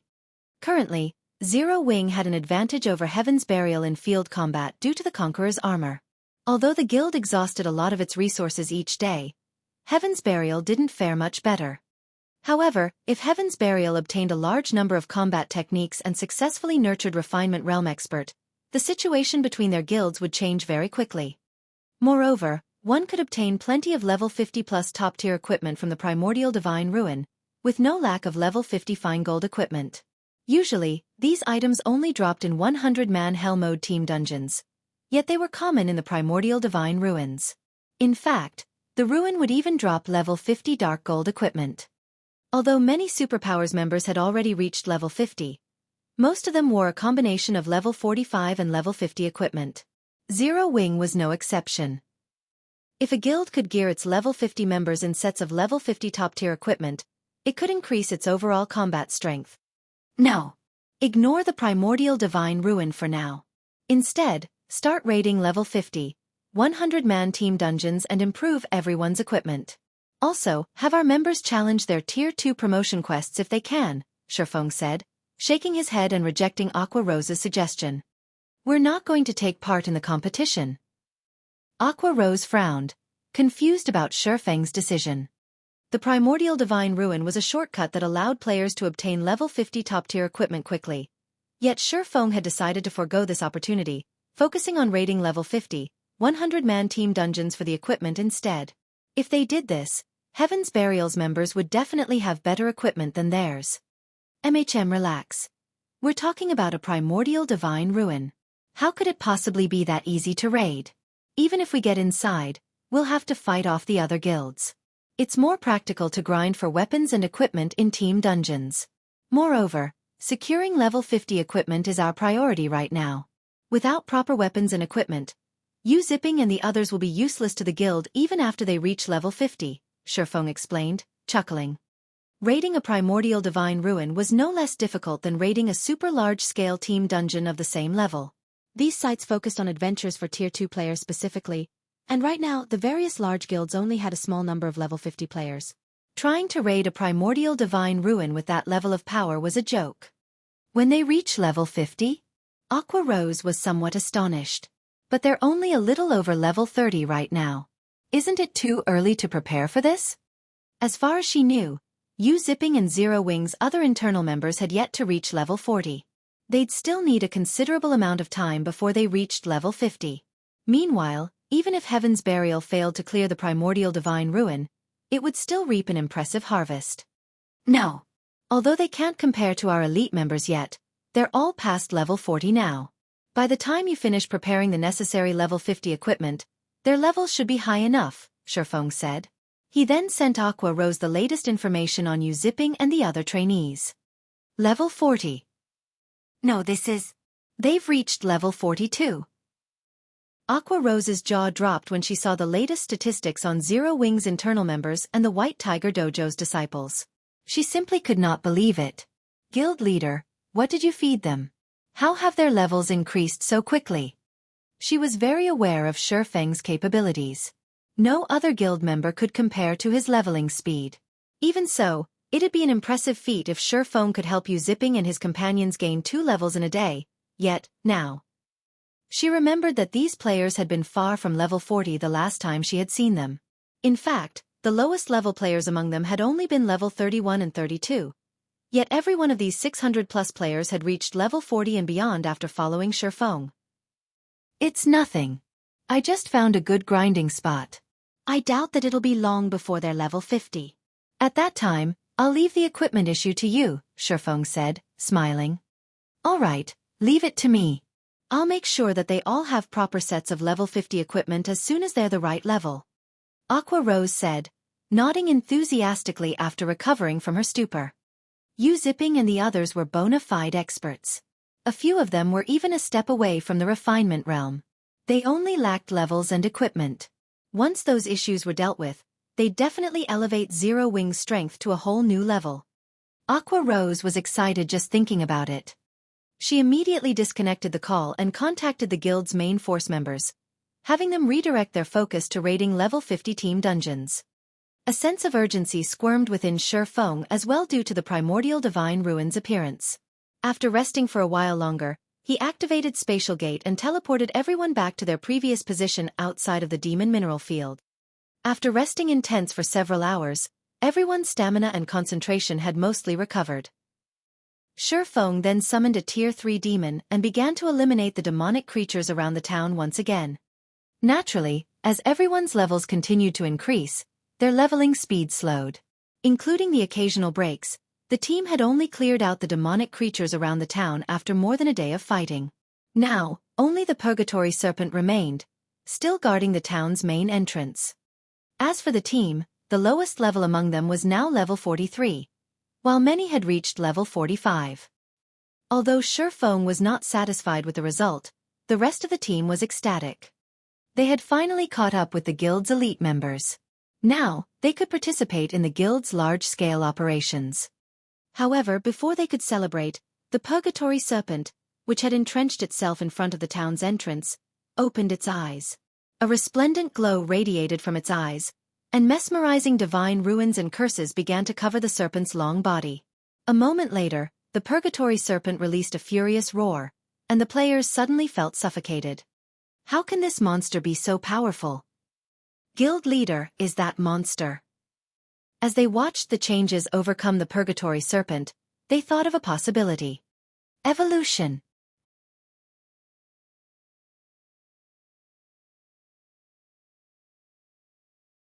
Chapter 16-17. Initial Display of Might.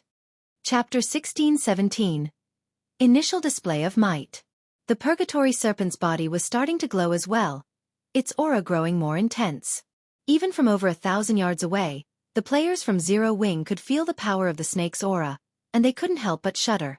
At this moment, it felt as if the Purgatory Serpent was this realm's overlord. Everyone gulped nervously as they watched the serpent, fear flashing in their eyes. The confidence they had gained while leveling up had drowned in the Purgatory Serpent's terrifying aura. It's evolving? Xueqi's eyes twitched as he watched the 1,000-meter-long Purgatory Serpent before him.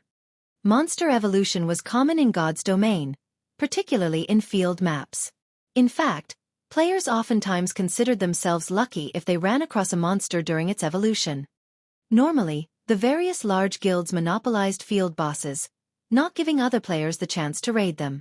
However, evolved monsters were a different story. Monster evolutions were random, and when a monster evolved and its tier increased, it would become the equivalent of a field boss. Moreover, when players killed a recently evolved monster, it would drop better loot than usual. However, an evolving Grand Lord ranked archaic species was no laughing matter. The Purgatory Serpent's combat standards had already been quite high originally. It was likely one of the strongest bosses in the Boneless land. Even a team of Tier 2 experts of the same level would struggle to defeat it, and they might even team wipe. If the Purgatory Serpent evolved into a Tier 4 mythic monster, it would definitely be the strongest boss in the Boneless land.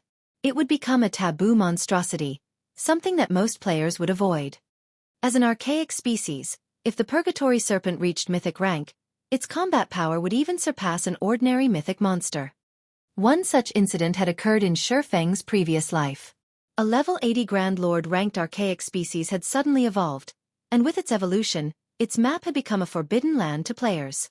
The map had only been liberated from the level 80 boss's tyranny after a super guild had sent a team of 1,000 level 100 experts in to raid it. The team had also included over a dozen Tier 3 experts. The super guild had only killed the Tier 4 mythic ranked archaic species after sacrificing over 70% of the 1,000-man team and nearly half of the team's Tier 3 experts. Although this Purgatory Serpent was only level 70, if it evolved into a Tier 4 mythic monster, it'd likely be impossible to defeat until players reached level 100. Guild Leader, should we retreat? Once this monster finishes its evolution, its perception range will definitely increase.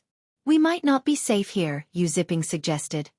While he had witnessed Xueqi's prowess when working with 5 level 65+ Great Lords, he was no longer a noob. He knew that the most a Great Lord of the same level could do against a Tier 4 mythic monster was by some time. The 5 Great Lords under Xueqi's control had no hope against the evolved Purgatory Serpent. Retreat? Frustration flashed in Xueqi's eyes as he glared at the Purgatory Serpent. The demon mineral field waited for him, and it was even a media mineral field that spawned ancient bronze Oregon. Although the mineral field was not as valuable as a manatite vein, it was worth enough. It would be especially helpful to Zero Wing, which currently lacked mana Oregon. However, he also had no way to defeat a Tier 4 mythic ranked archaic species. This was nothing like his encounter with a Silver Moon Rat in the Dark Canyon. The Silver Moon Rat had only been a Lord-ranked monster with 18 million HP. Killing it before its evolution had completed had been entirely possible. However, the Purgatory Serpent was a level 70 Grand Lord ranked archaic species. It had a massive 160 million HP. The Purgatory Serpent was already a challenging foe in its original state.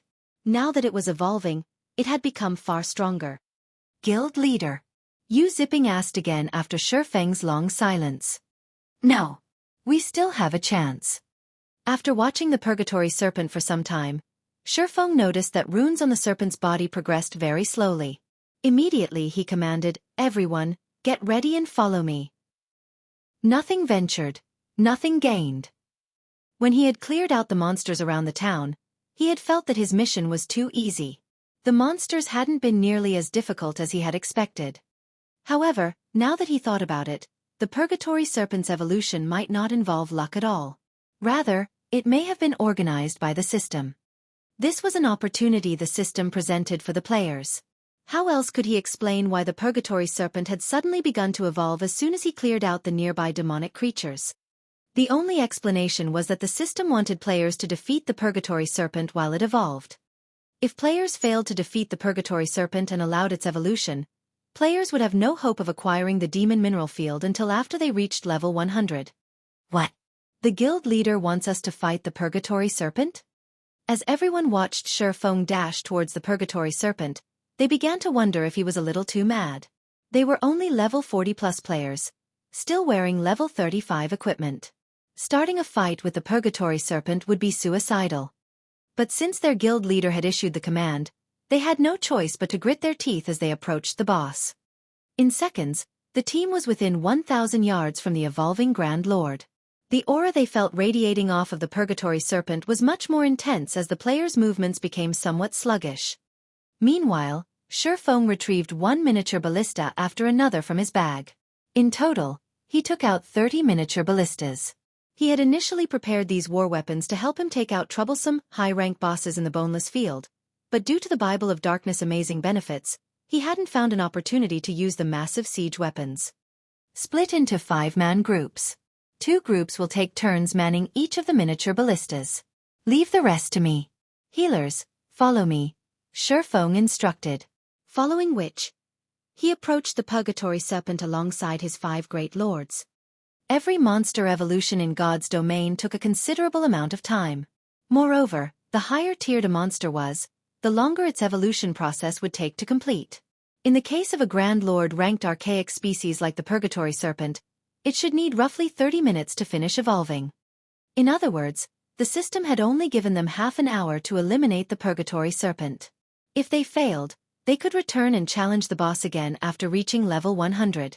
By then, however, the various superpowers would likely have discovered this area.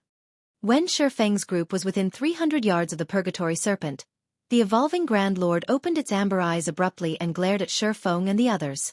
It roared angrily, radiating a dense killing intent that even made Xueqi uncomfortable. However, despite its show of aggression, the serpent showed no intention of attacking. Instead, it diligently absorbed mana from its surroundings as it continued to evolve. It seems to be focusing on its evolution. Xueqi smiled, feeling that their chance of success had risen. Monsters could not move while they evolved. If they moved, their evolution would require more time.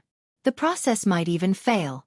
Meanwhile, between dealing with them and continuing with its evolution, the Purgatory Serpent had obviously chosen the latter option. This gave Xueqi enough time to prepare. In a moment, I want every healer to focus on healing the Tomahawk Demon and pay attention to your positioning, Xueqi commanded. Following which, he and his 5 great lords charged at the Purgatory Serpent. As the rest of the team watched the swordsman charge towards the boss, they couldn't help but gape. They wouldn't have been overly surprised if Xueqi had used the great lords under his control as meat shields, but he had actually joined the assault. Moreover, he led the charge himself. He was simply insane. They were dealing with a level 70 Grand Lord-ranked archaic species here. Even the strongest MT at this stage of the game would die after 2 or 3 hits. What they didn't know was that Demon Ruler's passive effect only had a 200-yard range. If Xueqi weren't within range of the Grand Lord, he wouldn't be able to weaken it. However, Xueqi didn't lead the charge due to Demon Ruler's range. Rather, he did so because he wanted to use Disintegration Field, which only had a pitiful range of 100 yards. The Disintegration Field was also why Xueqi thought that they had a chance of victory. He hadn't truly witnessed the Disintegration Field's power after recasting the Disintegration armor. He did not know how much the skill could suppress the Purgatory Serpent. Xueqi stood within 100 yards of his target in the blink of an eye. At the same time, the Purgatory Serpent opened its mouth, and mana began to gather within. It then fired a beam at Xueqi. "It's time for you to show me your true power." Xueqi then took the Disintegration armor from his bag and activated Disintegration Field. Immediately, a dark gray energy rippled from the Disintegration armor, quickly reaching the Purgatory Serpent. Wherever the energy passed, space loosened, and mana vanished. The ground 100 yards around Xueqi even began to dry up and crack.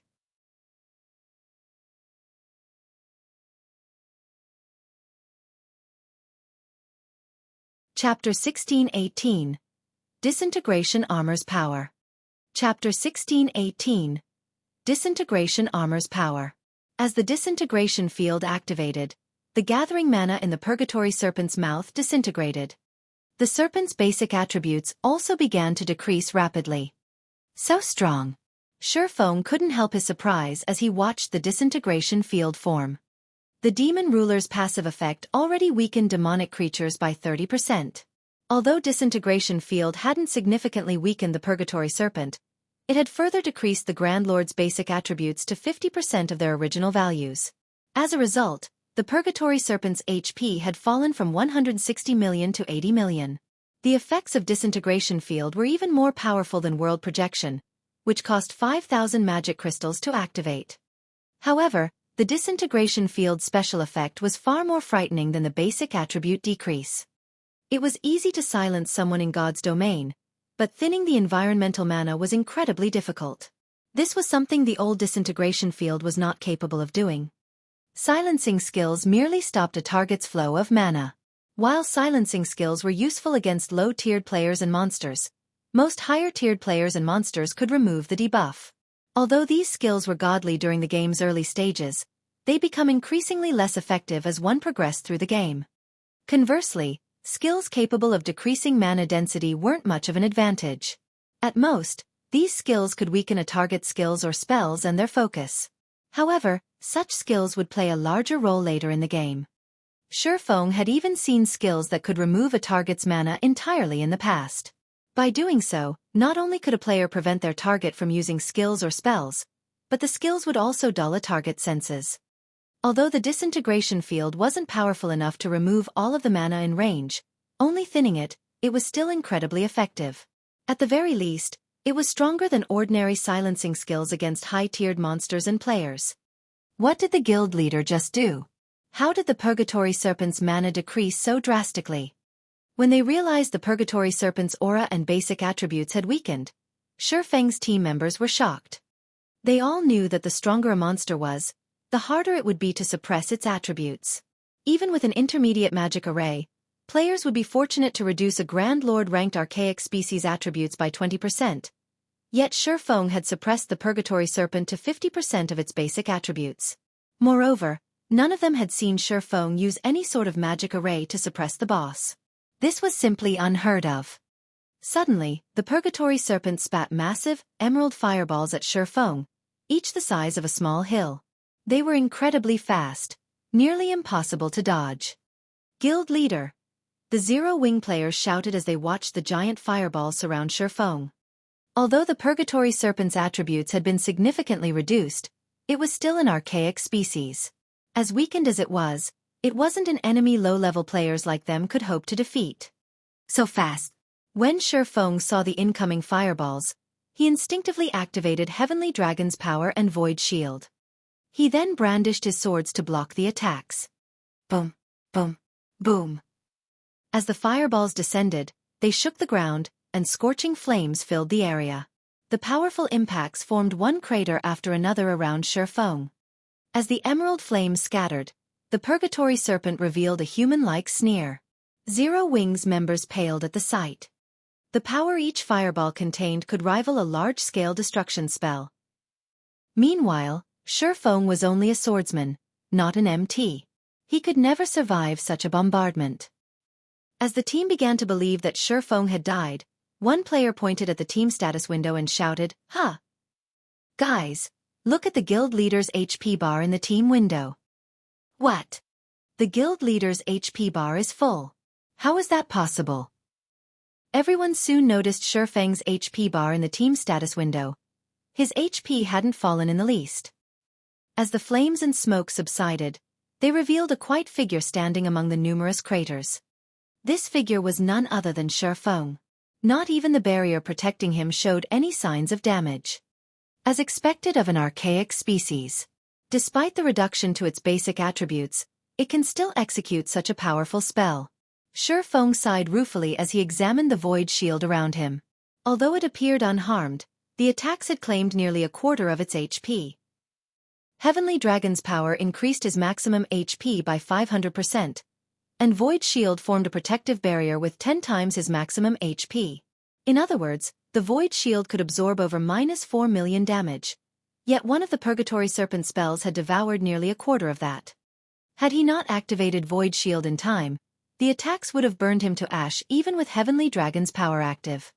While the Purgatory Serpent had attacked Xueqi, the Tomahawk Demon and the other Great Lords under Xueqing's control had surrounded the Grand Lord and moved outside of the Disintegration Field's range. Without hesitation, all 5 Great Lords assaulted the Purgatory Serpent with one Tier 3 skill after another. The Purgatory Serpent cried out in agony as the powerful attacks found their mark, and damages of around -700,000 began to appear above the Grand Lord's head. In the blink of an eye, the Purgatory Serpent lost over 3 million HP. What a high defense! Xueqi frowned when he saw the damages. Normally, Great Lord's Tier 3 skills and spells should deal over 1 million damage to a Grand Lord of the same level. Yet these attacks had only dealt around -700,000 damage. There was no doubt that the Purgatory Serpent's defense was extraordinary. When the Purgatory Demon had been attacked, it turned its attention towards the 5 Great Lords around it. With a furious bellow, the serpent rammed its head into the Tomahawk Demon. Due to the Purgatory Serpent's massive size, the Tomahawk Demon didn't have any time to dodge. It had no choice but to defend itself with its battle axe, and upon collision, it was sent flying over several dozen yards away, losing over 300,000 HP in the process. The difference between the monster's strength was obvious at a glance. The Grand Lord's shifting body also struck the other Great Lords, though they didn't receive as much damage as the Tomahawk Demon. For a time, the Purgatory Serpent overwhelmed the 5 Great Lords, and they continuously lost HP. This snake's strength is really something. It can practically rival a mythic monster of the same level. The Purgatory Serpent's strength astonished Xueqi. Fortunately, not only had the Grand Lord's basic attributes decreased by 50%, but it was also stuck in its position. Otherwise, defeating the 5 Great Lords would be child's play with the Purgatory Serpent's combat power. Once his 5 Great Lords had secured the Purgatory Serpent's aggro, Xueqi gave the command to the distant Zero Wing members to begin their attacks with the miniature ballistas. Immediately, the 30 miniature ballistas surrounded the Grand Lord and fired. When the exploding arrows, which rivaled Tier 2 spells in power, struck the Purgatory Serpent, the Grand Lord's HP swiftly decreased. Each exploding arrow dealt between -50,000 to -60,000 damage. One volley dealt over -1,500,000 damage. Xueqi wasn't idle, either. After commanding the attack, he charged forward and assailed the Purgatory Serpent. Although he could not deal as much damage as the miniature ballistas, every hit he landed claimed over 10,000 of the Grand Lord's HP. He used every skill in his arsenal to devour as much of the Purgatory Serpent's HP as possible. If they could not defeat the Purgatory Serpent before its evolution completed, they'd likely die here. As time passed, the Purgatory Serpent's HP gradually decreased. 90%, 80%, 70%. When the Purgatory Serpent's HP fell to 20%, it could no longer sit still. It gave up on absorbing mana to complete its evolution and whipped around its colossal tail, sending powerful attacks at Xueqi and the 5 Great Lords. At the same time, it opened its maw and began to gather a terrifying amount of mana. As it did so, a gigantic twofold magic array gradually formed before its open jaws. Crap! Everyone, move away from the boss's front. Healers, gather together. When Xueqi saw this, he rushed towards the healers and activated Absolute Domain.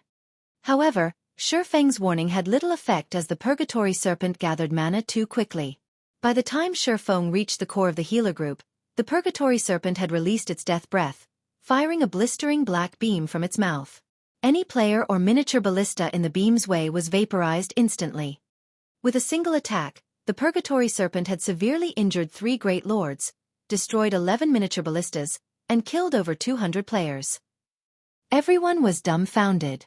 They never thought that the Purgatory Serpent would be so powerful despite abandoning its chance to evolve. It doesn't have much HP left. Attack with everything you've got. Xueqi commanded, breathing a sigh of relief when he noticed that 2 of the Great Lords could still attack. The team's healers were also unharmed. Although trying to pin down the Purgatory Serpent with 2 Great Lords was pushing his luck, they should be able to survive the Grand Lord's attacks with the help of the healer's healing spells and his life domain, albeit barely. However, the Purgatory Serpent's strength and speed had increased significantly after it abandoned its evolution. If the Tomahawk Demon weren't careful and received a direct hit, it would lose hundreds of thousands of HP instantly, 1 or 2 million if it received a skill or spell attack. Despite Life Domain's healing, the Tomahawk Demon still rapidly lost HP. In contrast, the Purgatory Serpent's HP decreased very slowly. 15%, 10%, 8%, 6%. As the Purgatory Serpent's HP fell to 4%, the Tomahawk Demon could no longer hold on, and it died, leaving a single uninjured Great Lord and 3 wounded Great Lords to tank the Grand Lord. From time to time, the Purgatory Serpent cast its spells, instantly killing the distant Zero Wing members. Now, less than half of the team was standing, and only 10 of the miniature ballistas remained intact. When Heavenly Dragon's power's duration ended, Xueqi followed up with Power of Darkness. He used every attack method he had to whittle down the Grand Lord's remaining HP. Yet, as if the Purgatory Serpent refused to lose any more HP, it took the team a long time to drop it to 1%. When the Purgatory Serpent only had 1% of its HP remaining, Xueqi's team began to lose members even faster. Die!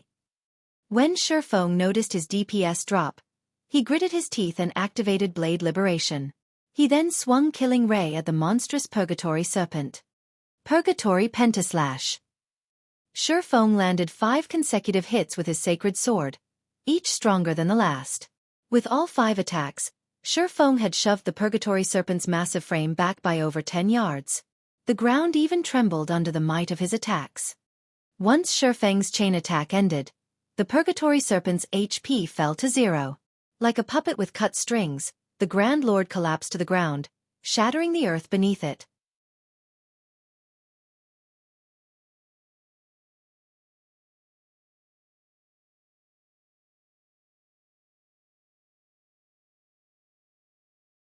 Chapter 1619. Frightening Aura. Chapter 1619. Frightening Aura. It's dead. The boss is finally dead. The surviving Zero Wing members breathed a sigh of relief as the Purgatory Serpent fell. Originally, they had nearly 700 players on the team, but now, less than 200 remained. Only 6 of the 30 miniature ballistas had survived the fight, as well. Had the raid lasted any longer, the Purgatory Serpent would have likely annihilated them. Fortunately, they secured victory in the end. After the Purgatory Serpent died, the surviving players watched their experience bars rapidly fill. In the blink of an eye, many of them leveled up. Even those that had gained over half of a level. However, these players were more surprised about the loot the Purgatory Serpent had dropped. Although the Grand Lord had not evolved to mythic rank, it had been in the middle of its evolutionary state. Hence, the quality of its loot had improved slightly. Moreover, Xueqi had activated Divine Providence before dealing the final blow. Both factors resulted in the Purgatory Serpent dropping an abundant amount of loot. Overall, the boss had dropped over 80 items, and every one of them glowed with a dazzling light that instantly captured the player's attention. In addition, a towering pillar of light rose for the pile of loot, lasting nearly 5 seconds before it faded. Crap! What kind of loot is that? How can items cause such a phenomenon? Epic rank. No. An epic item wouldn't cause such a commotion. I wonder if it's a rumored legendary rank item? Forget legendary items. I could become so much stronger if I could get my hands on an epic item. My development would skyrocket. Everyone stared at the small mountain of loot, dumbfounded. They were ravaged with curiosity about the items the Grand Lord had dropped. At this point, epic weapons and equipment were the strongest gear the various large guilds had seen in God's domain, but everyone had already seen these items before. They knew that epic items couldn't cause such a phenomenon. The only thing they could think of that would cause something like this was a legendary item. As the light pillar disappeared, the Zero Wing players fought the urge to run towards the loot. They'd have an easy future if they obtained even one epic item, not to mention a legendary item. With a legendary item, they'd never have to worry about daily necessities for the rest of their lives. But despite such thoughts, none of them moved a muscle as they admired the pile of items. Nobody dared to take a single step forward. Even the outsiders, the White Tiger Dojo's disciples, stayed where they stood. First, this was a guild operation, and any items obtained during the operation belonged to the guild. Furthermore, they were internal members, nurtured by the guild. They wouldn't even earn GCPs during this operation, much less items. Secondly, Xueqi had basically killed the Purgatory Serpent by himself. They simply operated the miniature ballistas and helped deal damage. They hadn't contributed in any essential way. Although the White Tiger Dojo's disciples weren't pleased about the outcome, even if they wanted to steal a few items, none of them had the courage to do so with a monstrous player like Xueqi standing beside the pile. Although they had known that Zero Wing's Black Flame was incredibly strong, they hadn't realized exactly how strong before today, but after watching Xueqi dominate a level 70 Grand Lord ranked archaic species by himself, they realized how wide the gap was between them and their leader. Zero Wing's guild leader is inhuman. He sent a monster as powerful and massive as the Purgatory Serpent flying with a single attack. Just how high are his attributes?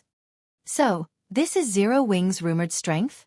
The guild is actually powerful enough to kill a level 70 Grand Lord ranked archaic species at this stage of the game. Even super guilds might not be able to do so. It's no wonder the Hallmaster wanted us to train in Zero Wing. If I had 1/3 of that man's standards, I could achieve something great in God's domain. As the White Tiger Dojo's disciples watched Xueqi appraise the loot, their previous contempt for Zero Wing transformed into awe and admiration. Had they encountered such a situation when they had first joined God's domain, they wouldn't have spared a glance at Xueqi's performance, but after playing the game for some time, they realized that God's domain was no ordinary virtual reality game. This game's experts were more impressive than those in other games, especially experts like Xueqi. Although it had seemed as if Xueqi's movements and attacks had been random throughout the battle, every one of his movements had been carefully calculated. Xueqi had constantly guided the Purgatory Serpent during the battle, reducing the risk of the Grand Lord damaging the team as much as possible. Had Xueqi not been there to guide the Purgatory Serpent's attacks, they'd likely be lying on the ground right now. Meanwhile, as Xueqi reached the small mountain of items, he began to collect and appraise the loot. The Purgatory Serpent had dropped a total of 84 items. Among them, 31 were precious epic materials, such as the Purgatory Serpent's skin and scales, 16 potions, 11 Tier 2 magic scrolls, 1 Tier 3 magic scroll, and 3 Tier 2 skill books. All 3 skill books contained considerably rare Tier 2 skills. One offered the Tier 2 skill, Divine Shield, for Guardian Knights, one offered the Tier 2 skill, Fire Snake Dance, for Elementalists, and one contained the Tier 2 skill, Titan's Hand, for Berserkers. Titan's Hand was the rarest of the 3 skills, one which all Berserkers dreamed of wielding. The skill was neither a damage skill nor did it over some heaven-defying defensive ability. Instead, it allowed players to wield 2 two-handed weapons for a short time, significantly improving Berserkers' DPS and combat abilities. An additional weapon also meant an additional boost to a player's attributes. Moreover, wielding 2 weapons allowed players to use more complex attack patterns. In addition, Berserkers didn't have to worry about a lack of strength in their attacks like dual-wielding swordsmen due to the nature of two-handed weapons. Hence, Titan's Hand was a highly sought-after skill for Berserkers. In fact, the skill's market value was on par with Tier 3 skills. Of the remaining loot, there were 9 pieces of level 60 secret silver equipment, 4 pieces of level 60 fine gold equipment, 2 pieces of level 60 dark gold equipment, 1 pair of epic ranked cloth shoes, 2 mana stones, 1 engineering design, 1 alchemy recipe, and 1 forging design. The last item, however, was a blood-red stone engraved with glowing golden divine runes. Sure enough, the Demon Mineral Field's guardian boss was quite extraordinary. Xueqi was clearly ecstatic when he saw the blood-red stone. Even he had wondered what kind of item would cause such a phenomenon, releasing such a powerful aura. But even after appraising most of the loot, he hadn't found any particularly special items. The most powerful item was the epic ranked cloth shoes, but no epic item could cause such a dazzling event. Upon appraising the blood-red stone, however, Xueqi realized that this stone had been the cause of the commotion. The stone was none other than the bloodline every player in God's domain dreamed of obtaining. However, this bloodline wasn't like those he had obtained in the past. The dark iron bloodline he had obtained during his visit to the Divine Staircase had been personally crafted by a god, but the bloodline in his hand had formed naturally. Hence, it had taken the form of a stone rather than a gentle liquid.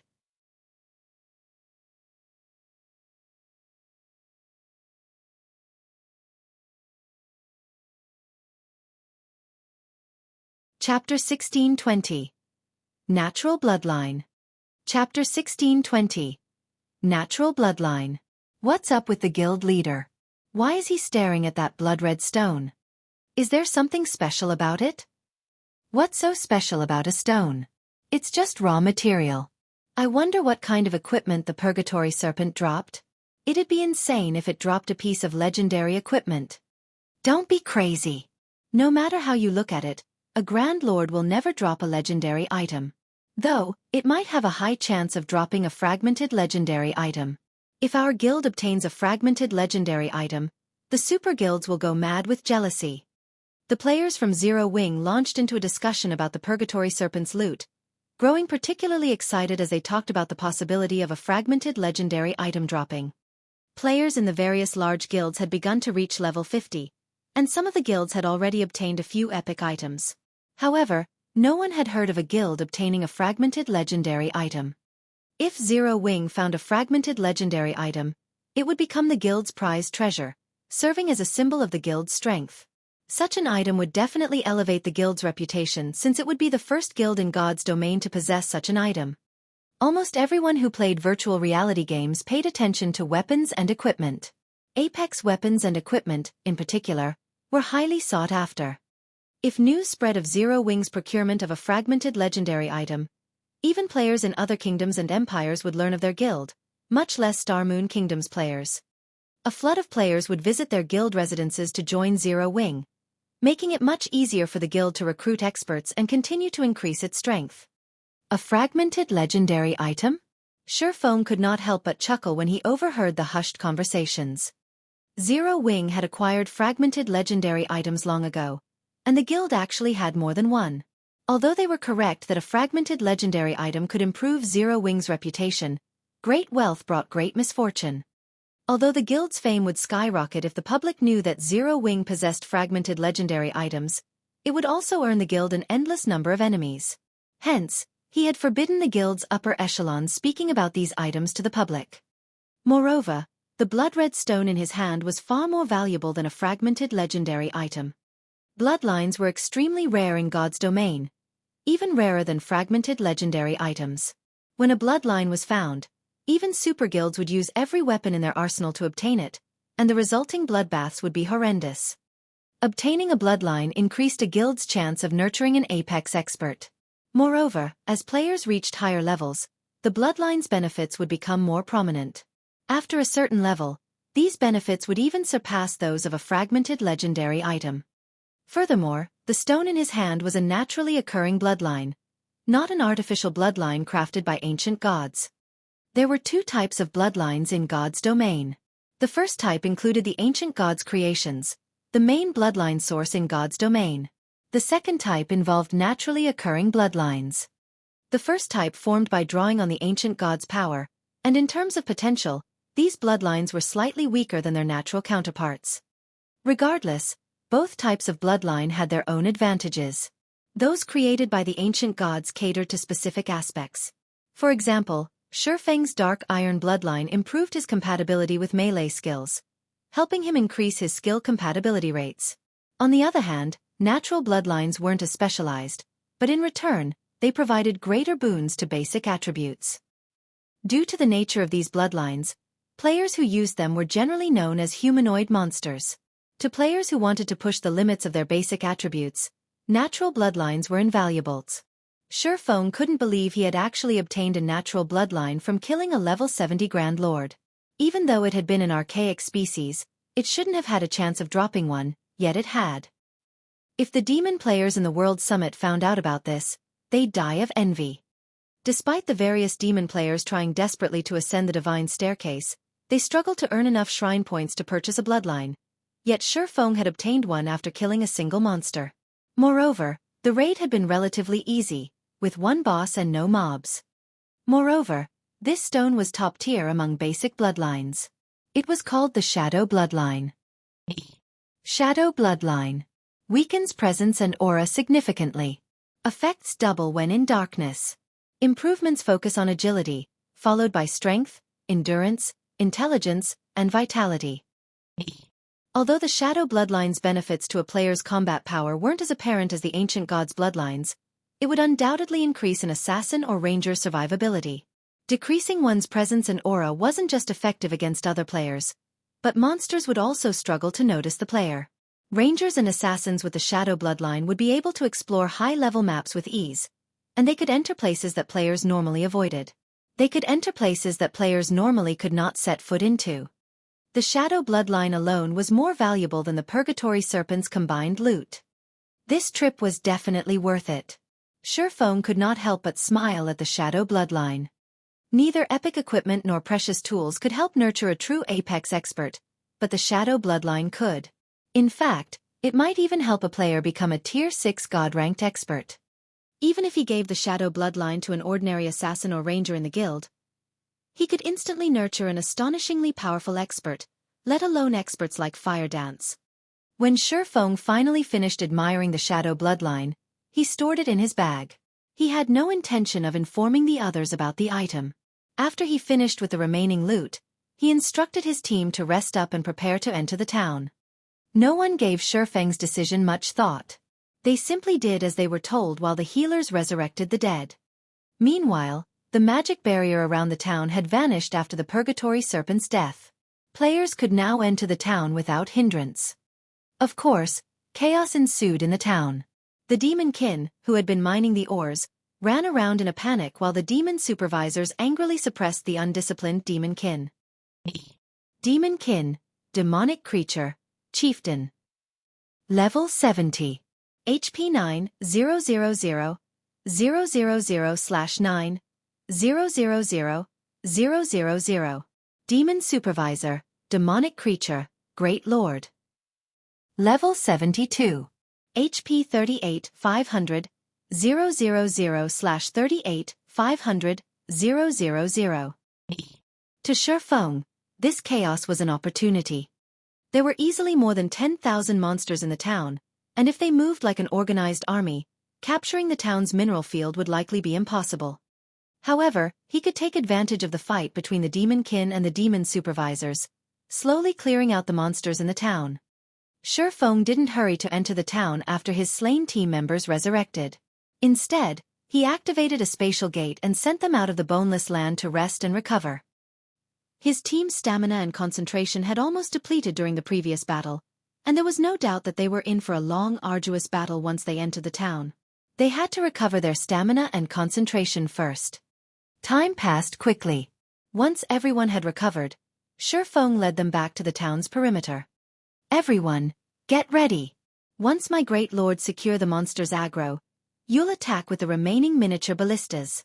Do not let any of the demon kin or demon supervisors get close. Xueqi ordered.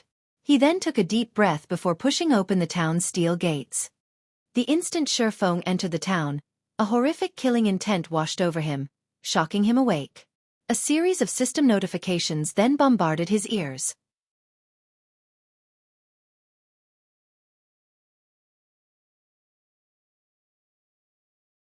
Chapter 1621. Lost Town. Chapter 1621. Lost Town.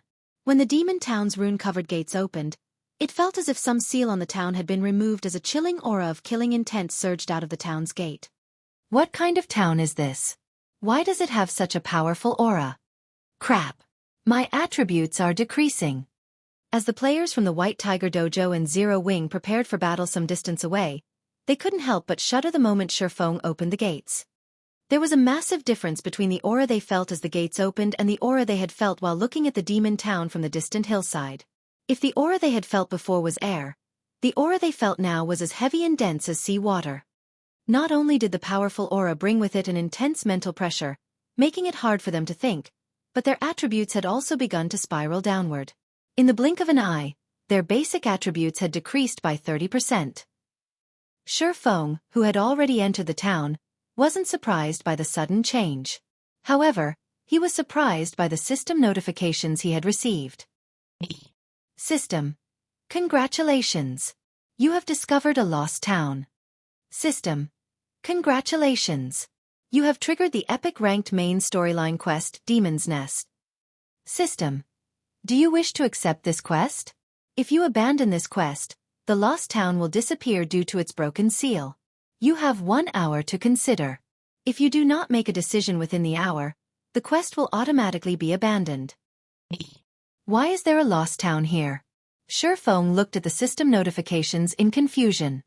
Aside from its kingdoms, empires, and neutral towns and cities, God's domain had towns that had been left behind by ancient civilizations. Unfortunately, these towns didn't have official names since their history had been lost, leaving them with the title of Lost Town. Lost towns weren't like ordinary towns. All of the lost towns contained power and abilities, which other towns didn't have, that their ancient civilization had left behind. These abilities had different levels of strength. Some could even help a first-rate guild develop into a super first-rate guild in a short amount of time. Although even lost towns with weaker abilities could tempt a superpower into action. This was due to the ability's unique nature in God's domain. In the past, many wars had been waged between God's domain superpowers over these lost towns. There had even been one instance involving over 10 superpowers. Xueqi had never expected to find a lost town in the Boneless land. The mineral field was nothing compared to the town itself. It's no wonder why I hadn't heard of a town in the Boneless land in the past. This restriction is likely the reason that no one ever found it. Xueqi could not help but smile bitterly at the system notification. Regardless of how powerful a lost town was, they were all incredibly difficult to claim. There was no turning back if one missed the opportunity. Once a lost town disappeared, it was gone forever. The players that had found the Boneless Land's lost town had likely failed the quest, causing its disappearance. If that were the case, it was only natural that no one had ever heard of it. Of course, Xueqi accepted the quest. Although he did not know what this lost town's function was, Zero Wing would miss out on a golden opportunity to grow stronger if he abandoned it. System. Congratulations! You have accepted the epic ranked main storyline quest, Demon's Nest. Quest content. You are required to collect 100 darkness stones to reseal the anchor within 10 natural days. If you fail to do so, the Demon King of a specific planar world will hunt you endlessly. You will also permanently lose 100 points from all attributes and 10 levels. Quest reward unknown. Crap. Xueqi nearly spat blood when he read the quest content. He finally understood why the players who had discovered the Boneless Land's lost town had failed the quest to acquire it. This quest was beyond difficult. It was a joke. Darkness stones were like mana stones. They contained a frightening amount of power of darkness, which demon players could use to improve the power of darkness within. In the past, demon players had even spent up to 500 gold per darkness stone. Yet, this quest required him to gather 100 darkness stones within 10 natural days. This quest was asking for the impossible. Darkness stones were immensely rare, and normally, on mythic ranked dark creatures had a chance of dropping them. Even if he were extremely lucky, and every mythic dark creature he killed dropped one, he'd still have to kill 100 of them. With his current standards, killing one mythic dark creature would be impossible, let alone 100. Not even super guilds could accomplish such a feat. Mythic monsters weren't easy to find, and mythic ranked dark creatures were an even rarer sight. Hunting down 100 mythic ranked dark creatures in 10 days would be nearly impossible. When Xueqi saw the penalty for failing the quest, he was speechless. The penalty was extraordinarily ruthless. While he could accept losing 10 levels and 100 points in every attribute, dealing with a Tier 5 Demon King's tenacious hunt was no laughing matter. Meanwhile, he wasn't nearly powerful enough to kill a Demon King. Every Demon King had the power to engulf a kingdom in flames. Even Tier 4 players would be little more than ants before a Tier 5 Demon King, much less a Tier 2 player like Xueqi. Guild leader, has something happened? Zero Wings members asked curiously when they realized that Xueqi hadn't moved for some time. Forget it. Let's just secure the town and get the mana Oregon. Xueqi shook his head to clear his mind. There was no point in pondering the quest since he didn't have a solution for obtaining the 100 darkness stones. Following which he commanded, "Everyone prepare for battle." As Xueqi gave the command, the team members began to push the miniature ballistas forward, following after their leader. At the same time, Xueqi controlled his 4 remaining Great Lords to lure some of the battling demon kin and demon supervisors. Unlike the players, whose basic attributes had been suppressed when the town's gates had opened, the demonic creatures within were unaffected. Fortunately, Xueqi had the Bible of Darkness, and with the demon ruler suppression, dealing with the chieftain-ranked demon king and Great Lord-ranked demon supervisors became easy. After Shifeng's great lords gathered some demonic creatures, Shifeng activated Flame Domain while Zero Wings members attacked with the remaining siege weapons. After around 20 minutes, the team had cleared out a wave of demon kin and demon supervisors. When the monsters died, the players' experience bars rose by a sizable chunk. However, these monsters granted considerably less EXP than the demonic creatures they had killed outside of the town. In fact, they had awarded even less EXP than ordinary monsters of the same rank and level. Even so, these players' leveling speed was multiple times faster than peak experts. As for the demon kin and demon supervisors' loot, it simply couldn't compare to the loot the demonic creatures had dropped. Despite killing over 100 demon kin and several demon supervisors, the team had only obtained 6 pieces of bronze equipment and 1 piece of mysterious iron equipment. As Shifeng collected the loot, however, he discovered several black crystals beside the demonic monsters' corpses. What? This is mana ore. Shifeng had nearly thought his eyes had played a trick on him when he saw the black crystals on the ground. Everyone in God's domain knew that the monsters didn't drop mana ore, but it was nearly impossible that Shifeng, who was both a master forger and extremely familiar with the metal, would mistake the item. After carefully examining the corpses, Shifeng found 17 ingots of mana ore, over 100 ingots of ancient bronze ore, and 3 ingots of Eternium Oregon. Even if one mined an ancient bronze vein, they likely wouldn't obtain a single ingot for every 30 ingots of ancient bronze Oregon. And players would be very lucky to gain a single ingot of Eternium ore for every 100 ingots of ancient bronze ore, yet Shifeng had obtained so much after killing a few demon kin and demon supervisors. This was inconceivable.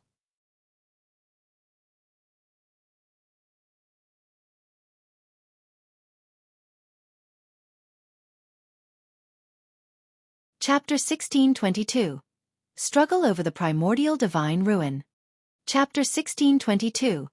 Struggle over the Primordial Divine Ruin.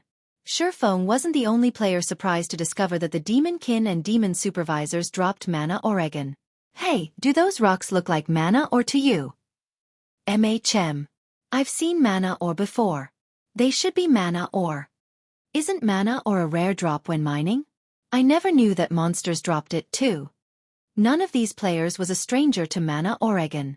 Due to the disturbance the Orc Empire had caused, the kingdoms and empires neighboring the Orc Empire had activated a contribution system that allowed players to purchase precious items.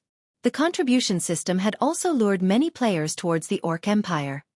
If players wanted to ease the task of killing the Empire's orcs, the mana charm, crafted with mana ore, was a must-have.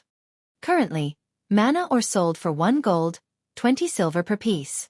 Moreover, this price continued to rise, yet their team had obtained over a dozen pieces of mana ore after killing 1 demonic creature group. They had just made over 20 gold in profit, and this included the cost of repairing their weapons and equipment. Even expert players were fortunate to earn 1 gold a day. Furthermore, the various large guilds currently viewed mana ore as a strategic item. With so many people eyeing the ore, it was hard to purchase even if one could afford the cost. And their profit would be even greater if they used all of the mana ore to craft mana charms. The mana charm was a consumable item, and one could craft 10 charms with a single piece of mana Oregon currently. Mana charms sold for 20 silver each. Alright, we're moving on to the next wave. After Shifeng collected the loot, he had his monsters lure another wave of demonic creatures. In the previous fight, Shifeng had taken control of a demon supervisor, and he had 5 great lords under his command once more, making it much easier to defeat the next wave of demon kin and demon supervisors. With the 5 great lord tanks, Shifeng's flame domain and various AoE skills, and Zero Wings members attacking with the miniature ballistas, the team steadily and swiftly eliminated one wave of demonic creatures after another. Although the battles were monotonous and boring, these players brimmed with excitement throughout the grind.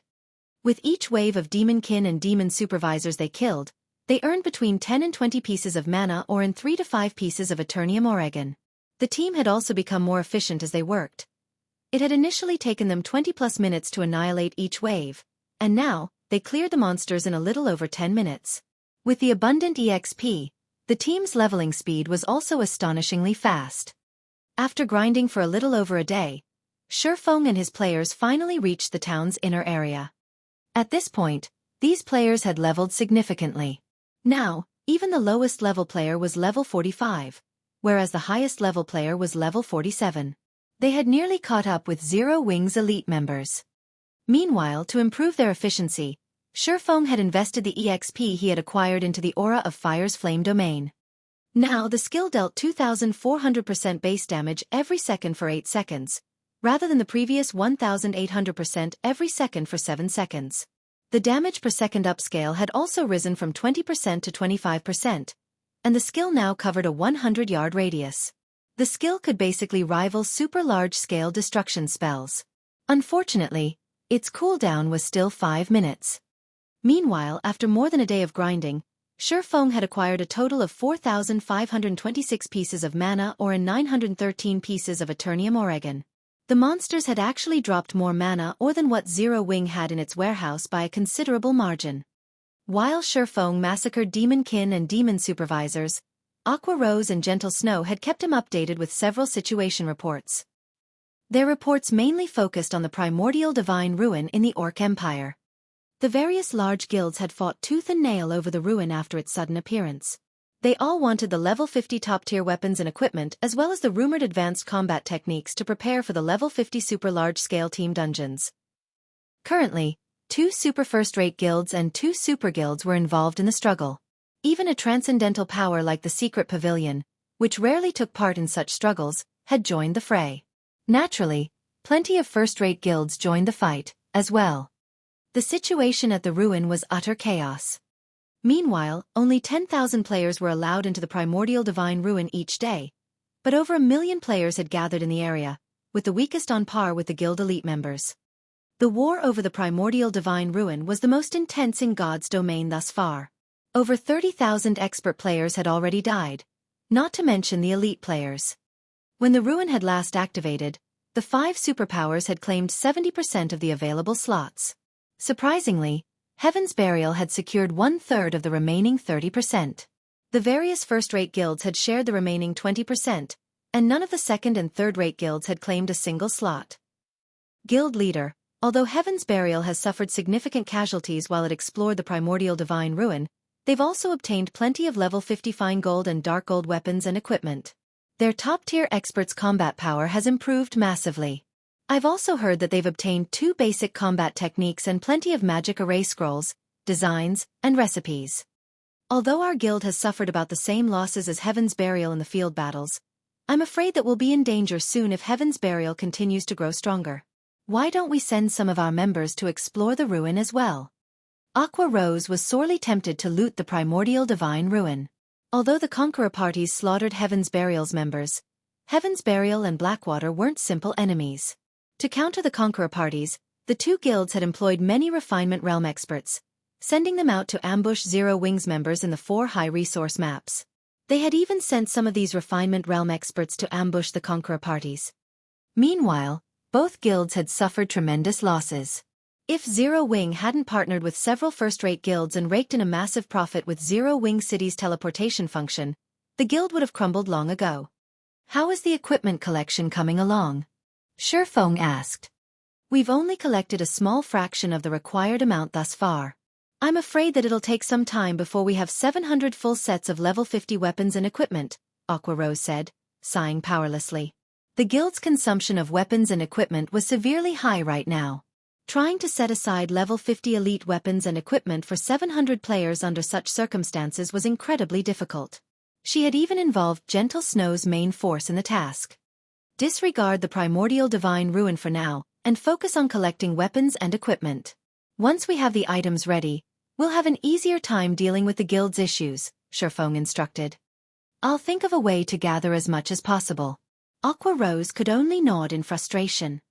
She had to admit that Zero Wing's foundations were significantly weaker than Heaven's Burial. The difference between the guild's expert count and capital was like heaven and earth. Even the Conqueror parties only helped reduce the massive gap slightly. An additional 700 experts would definitely help ease the pressure on the guild. After Aqua Rose disconnected the call, Xueqi led his team deeper into the town's inner area. The inner area had far fewer monsters than the town's outer area, although the weakest here were level 70 Lord-ranked Demonkin warriors. The Chieftain-ranked Demonkin were nowhere to be seen. In addition, there were plenty of level 72 Great Lord-ranked Demon Supervisors and level 74 Grand Lord-ranked Demon Overseers roaming about. Even with 5 great lords under his command, Xueqi did not move casually. He needed a strategic position before he took action. Guild leader, I discovered a tower behind a magic barrier. One of the assassins sent to scout the town reported. Stuttering, the assassin continued, I also spotted a large treasure chest made entirely of magic crystals.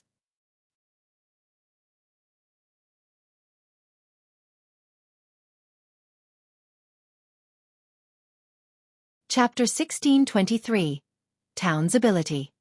Chapter 1623. Town's Ability. A treasure chest made of magic crystals. A light flashed in everyone's eyes when they heard the assassin's report. In God's domain, treasure chests were reward opportunities that players frequently encountered. One could gain even higher quality loot from a treasure chest, depending on its rank, than from powerful monsters. Normally, treasure chests were either made of wood or metal. This was even the case for dark gold treasure chests. Making a treasure chest with magic crystals was just extravagant.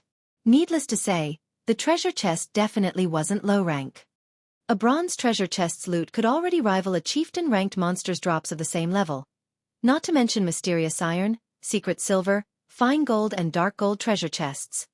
Moreover, as players explored higher-level maps, each map would contain fewer treasure chests. Even bronze treasure chests were exceedingly rare in maps above level 50. The treasure chest's loot was part of the reason for this. Rather than containing loot on par with the drops from a chieftain-ranked monster of the same level, a bronze treasure chest would contain items on par with a lord-ranked monster of the same level in level 50+ maps. Magic crystals? Shock gripped Xueqi's heart when he heard the assassin's report. Immediately he demanded, what color are the runes on the chest? God's domain had many different kinds of treasure chests, and although the most common were made of wood or metal, not all items in the game could be stored in wood or metal treasure chests. Certain special items needed to be stored in high mana density environments. For these items, the system used chests made from magic crystals.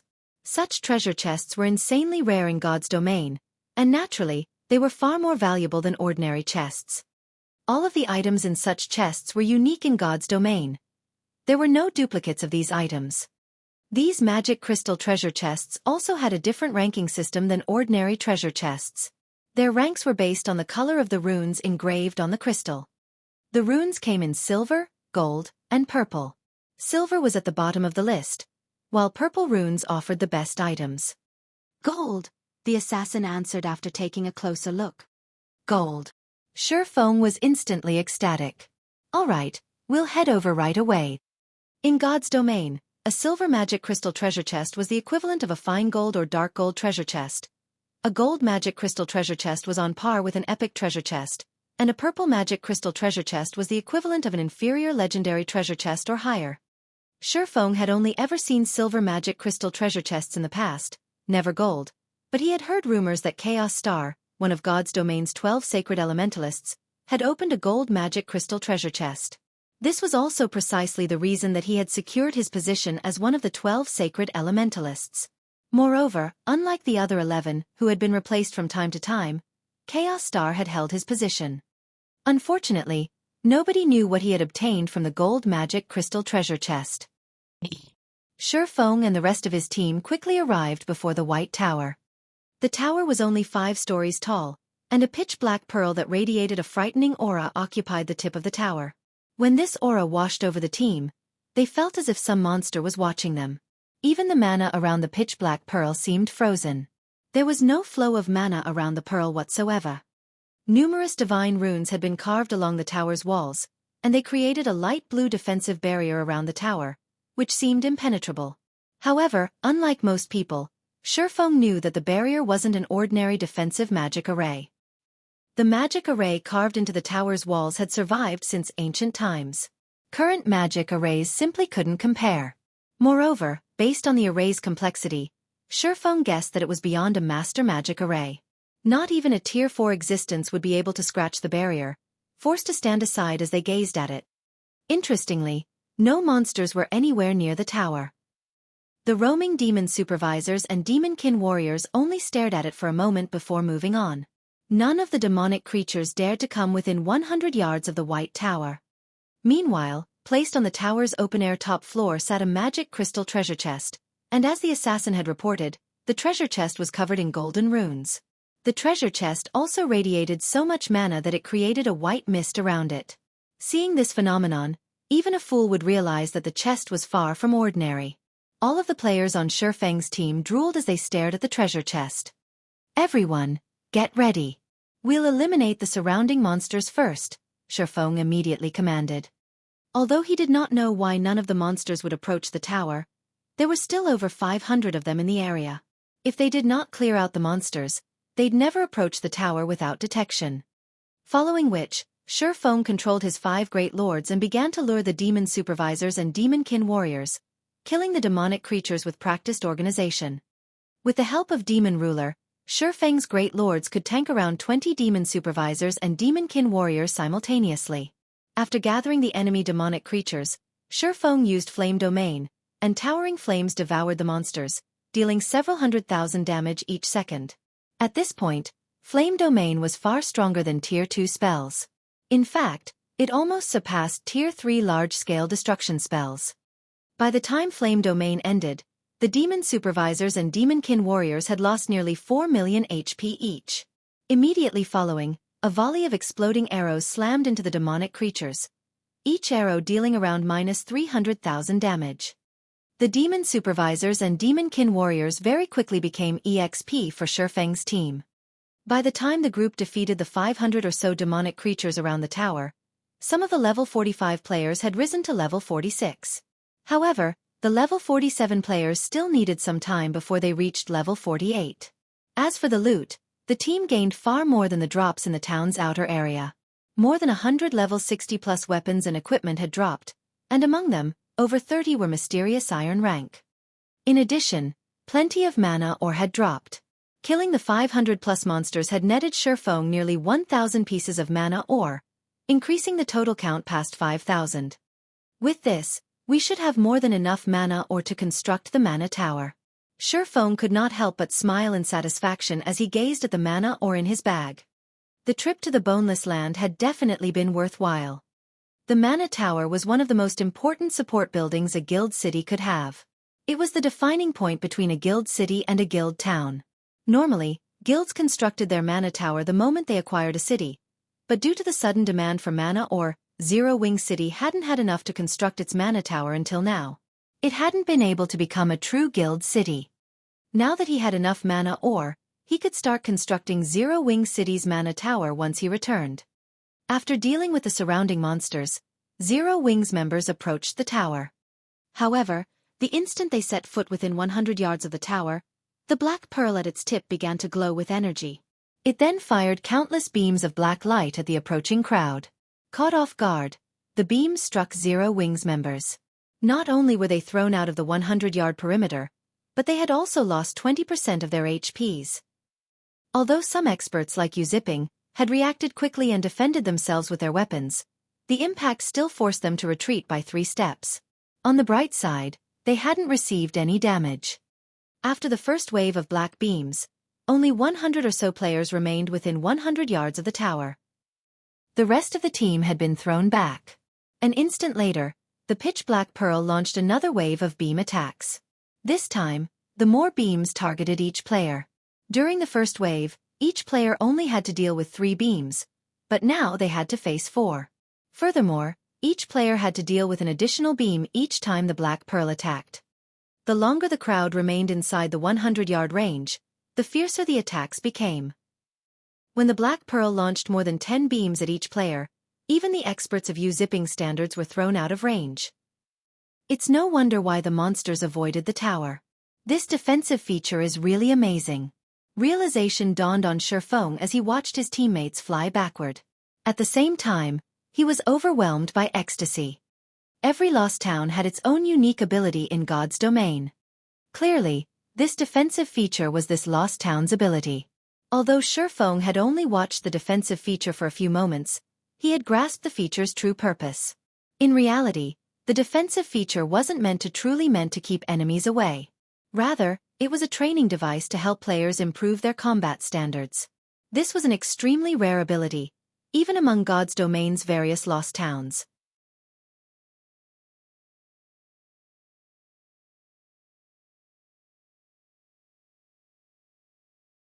Chapter 1624. Gap. Chapter 1624. Gap.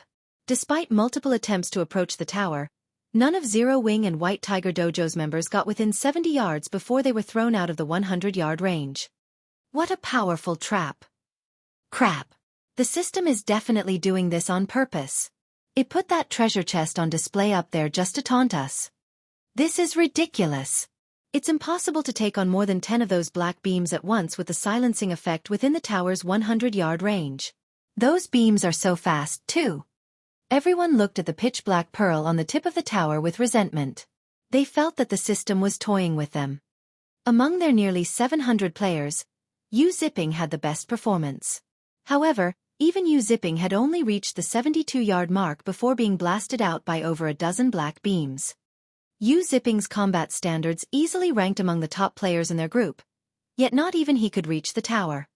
When they thought about how they might have to leave the magic crystal treasure chest on the tower's top floor, anger and frustration tore at their hearts. These kids really take things for granted. Shufeng, who had remained motionless, shook his head and laughed when he overheard his team members grumbling. Following which, he started to make his way towards the tower. As Shufeng approached the tower, everyone turned their gazes towards him. Guild leader Black Flame is going to try to reach the tower too. With his level of skill, I wonder how far he'll get. This trap is too difficult. Although Guild leader Black Flame is superbly strong, I doubt that he'll get past the 50-yard mark. I'm not so sure about that. We already had to face over a dozen beams before we even reached the 70-yard mark.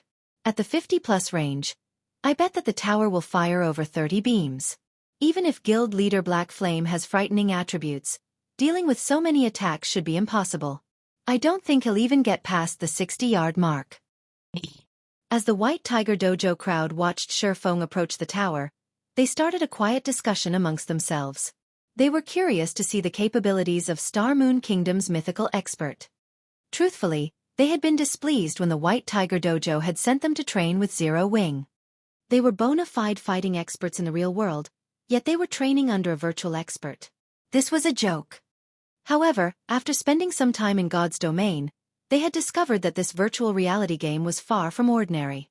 Many techniques that were impossible to perform in the real world could be easily accomplished in God's domain. This superhuman combat method was truly addictive. After training with Zero Wing and fighting other players in Zero Wing's battle arena, they came to realize how massive the gap between their abilities and veteran players was. Although they hadn't been a match for God's domain's veteran players initially, however, they had grown strong enough to stand against expert players in Stone Forest Town's battle arena. They now acutely understood God's domain's combat method. Hence, they realized just how powerful Shufeng was. After all, they had watched plenty of experts' battle videos before, including recordings of Shufeng's past battles. In those battles, Shufeng could definitely be described as a monster. After watching Shufeng's battles, they had begun to admire the man. However, the tower's defensive feature tested one's combat standard. Basic attributes had very little to do with it.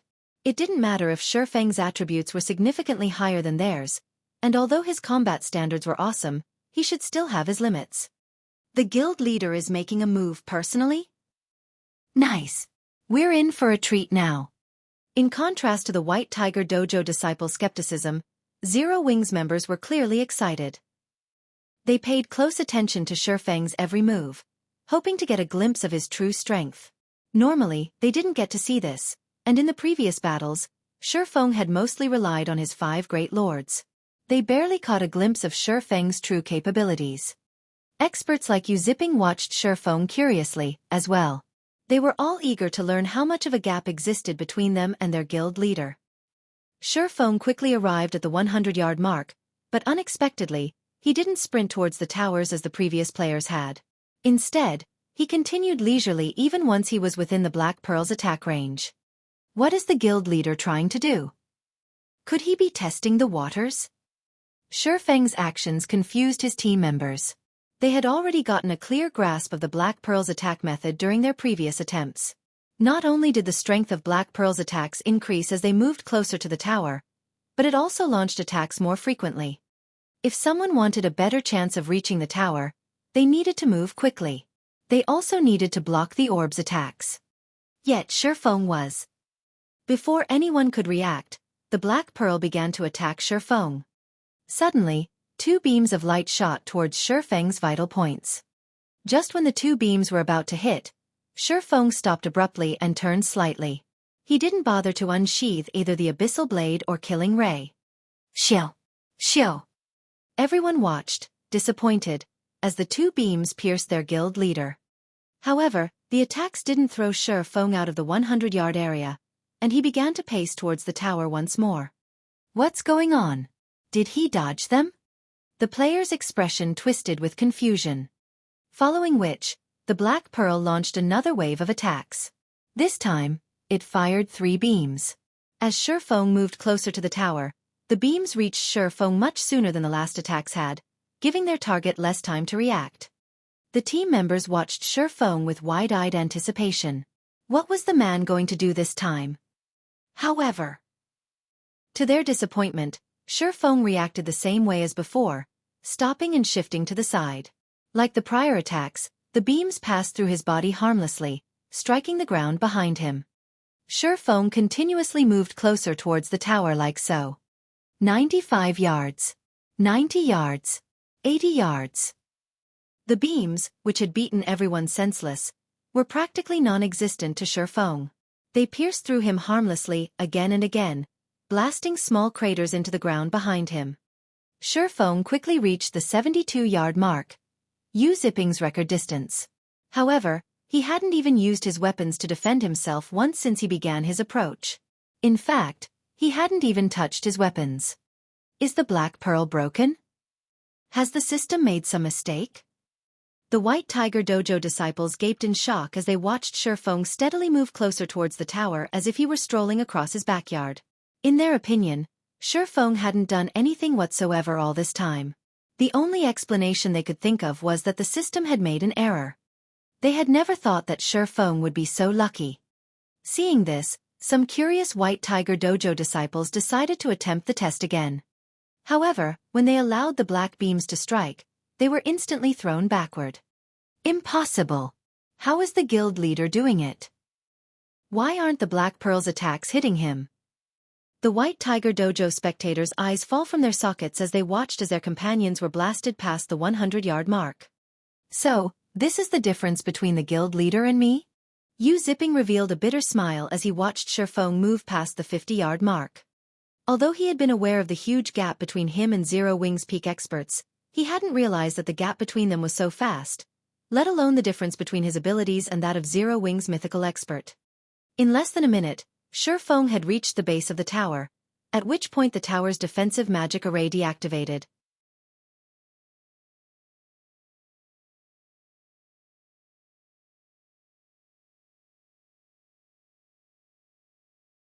Chapter 1625. Jackpot. Chapter 1625. Jackpot. As the White Tower's defensive magic array transformed into particles of light and vanished, time seemed to have frozen around the tower. Both Zero Wings members and the White Tiger Dojo's disciples stared with blank faces. He passed it. Am I dreaming? He didn't even use his weapons. Yes. That must be it. We must be dreaming. How could such a thing even be possible? No player could dodge that many attacks. Could Guild Leader Black Flame actually be an NPC in disguise? For a time, the players shared their guesses about Xuefeng. They simply couldn't wrap their minds around what had just happened. They hadn't even made it to the 70-yard mark before they had been sent flying back to the starting point. Yet Xuefeng had walked through the area as if strolling through his backyard. Even when he had neared the 50-yard mark and faced over 30 beams, he slowly and steadily continued forward. Regardless of how fast the pitch Black Pearl's attack rate had become, Xuefeng's speed was unaffected. When Xuefeng crossed the 50-yard mark, the beams had changed their attack trajectories in the middle of the attacks. After reaching the 30-yard mark, they had even begun to curve to attack Xuefeng from the sides and rear. Zero Wing and White Tiger Dojo's members had watched the attacks in anguish. Not only did players have to worry about the Black Pearl changing its attack trajectories, but they also had to worry about attacks from their sides and behind them. Moreover, every attack struck simultaneously. Blocking the attacks from a single direction was already impossible, not to mention dodging or blocking every one of them. The creepier thing was that the pitch-black pearl seemed to fear Xueqi. While Xueqi had made his way towards the tower, every one of the pearl's beam attacks had avoided him. This was already far beyond everything they knew of God's domain. When the White Tiger Dojo disciples watched Xueqi, a chill crawled down their spines. Aside from their reverence, they were afraid and excited to learn more about a realm they had never discovered before. Although not everyone was willing to acknowledge that Xueqi had cleared the test, there was no doubt that the White Tower's defensive magic array had disappeared. There was also no doubt that what has just occurred wasn't a dream, but reality. Zero Wing's guild leader is actually so powerful. Is he even human? All of the White Tiger Dojo disciples were fighting experts, and although they hadn't seen exactly what Xueqi had done, they knew that the vast difference between them wasn't as simple as basic attributes. Xueqi was leaps and bounds ahead of them in combat standards, as well. When they thought about Xueqi's power, they envied Zero Wing's internal members. Unlike Zero Wing's members, they were only here because the White Tiger Dojo had commissioned Zero Wing to train them. Once they were powerful enough, Zero Wing would stop their training. On the other hand, Zero Wing, and by extension, Xueqi, would train Zero Wing's internal members to their full potential. Xueqi simply chuckled at his players' hushed discussions as he stood at the foot of the White Tower. He then pushed open the tightly sealed doors, curious about what lay beyond. After experiencing the Black Pearl's attacks personally, Xueqi had become even more certain that the device had been passed down since ancient times. He was also sure that it was meant to train players' combat standards. Players had to have reached the half-step refinement realm and be able to observe their surroundings constantly to pass the 50-yard mark. To cross the 30-yard mark, players had to reach the refinement realm. Without precise control of their own movements, players wouldn't be able to dodge or block the varying attacks at the same time. Aside from physical control, players had to have accurate judgment of movement within their environment to continue past the 30-yard mark. The players who could reach the foot of the tower had reached the limit of the refinement realm. It wouldn't be an exaggeration to call them half-step flowing water realm experts. For the White Tiger Dojo disciples and Zero Wing internal members, who had yet to reach the half-step refinement realm, reaching the tower was simply too difficult. Even Gentle Snow, Fire Dance, and Zero Wing's other refinement realm experts would likely struggle to reach the tower. Xueqi had to admit that the tower was an excellent tool to help players reach the refinement realm. The Black Pearl didn't use the same attack method as monsters, which wouldn't constantly target players' weak points. Not even a group of refinement realm experts could elicit a similar result. The only downside was that the Black Pearl's attacks were monotonous and couldn't adapt to change. Even when the beams adjusted their trajectories or curved, they had fixed patterns, unlike expert players, which changed their attack patterns to fit their situation. It was also why Xueqi had managed to reach the bottom of the tower without using his weapons. However, Xueqi was satisfied with this result. After all, he had never heard of such a training device in God's domain before. If he could use this device, nurturing a batch of experts would be easy. Although, whether or not these experts reached the refinement realm would depend on their individual talent. At most, the training device could offer support, reducing the twists and turns players had to face as they journeyed towards the refinement realm. It didn't guarantee that players would reach a certain standard. Of course, if the various superpowers learned of this training device, Xueqi didn't doubt that they would do everything they could to acquire this lost town. Although the various super first-rate guilds and super guilds had their own training systems and devices, with most having higher quality methods than the White Tower, those systems and devices cost massive amounts of resources to maintain. They could also only nurture a small number of players at once. In contrast, the White Tower could bombard nearly 700 players simultaneously and without strain. This alone would be more than enough to tempt the various superpowers into action. Xueqi didn't bother to explain how he had reached the tower. It was still too soon for Zero Wing current internal members and White Tiger Dojo disciples to take on this training device. They still hadn't grasped many of the basics. Trying to take on so many clever attacks simultaneously was impossible for them. The system would simply beat them, not train them. Meanwhile, as Xueqi entered the tower, a spacious, ancient hall appeared before him. From outside, the White Tower didn't look particularly large. However, its interior resembled that of a stadium that could accommodate over 10,000 people. Various ancient weapons had been put on display in the hall, and it resembled an armory. Xueqi was in awe as he gazed at the weapons around him. Every single weapon in this hall radiated a dense amount of mana. At a glance, it was obvious that these weapons were far superior to the ordinary weapons most players used at this stage of the game. This is an armory? Xueqi was confused as he gazed at the weapons on display. He then approached one of the weapon racks, picking up a spear to inspect. When he read the spear's attribute panel, Xueqi was instantly ecstatic. He was so excited that goosebumps began to cover his skin. Mana weapons. Is every weapon here a mana weapon? Xueqi surveyed his surroundings in shock.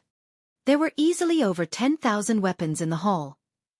God's domain had many different kinds of weapons and equipment, most of which fell into three main categories. The first was the common type. It referred to the weapons and equipment most players currently used. Players of the same class could trade and use weapons and equipment of this type. In battle, their durability would decrease, but they could be repaired out of combat. The second type was the unique type. Specific players could use these weapons and equipment. Even if another player picked one up, the item would be useless to them. Similar to the common type, these weapons and pieces of equipment would lose durability in combat but could be repaired and used indefinitely. The third type was the expendable type. Like the common type, those of the same class could trade and use expendable type weapons. While they wouldn't lose durability in battle, they couldn't be repaired. Once their durability was exhausted, they would be useless. The majority of God's Domain's players and NPCs used common type weapons and equipment. Most expendable type weapons and pieces of equipment had been lost in the passing of time. This was due to the uncertainties these items created in battle. However, expendable type weapons and equipment had one massive benefit: absolute power. When the various races had competed for dominance over the God's Domain continent during ancient times, the human race had been weak and insignificant. To survive their powerful enemies, humans had discovered a method to improve their strength drastically. This was how expendable type weapons and equipment had come to be. You're tuning in to the Xueqi's Martial Arts Saga YouTube channel. Don't forget to subscribe and join us on this journey to catch the most captivating stories.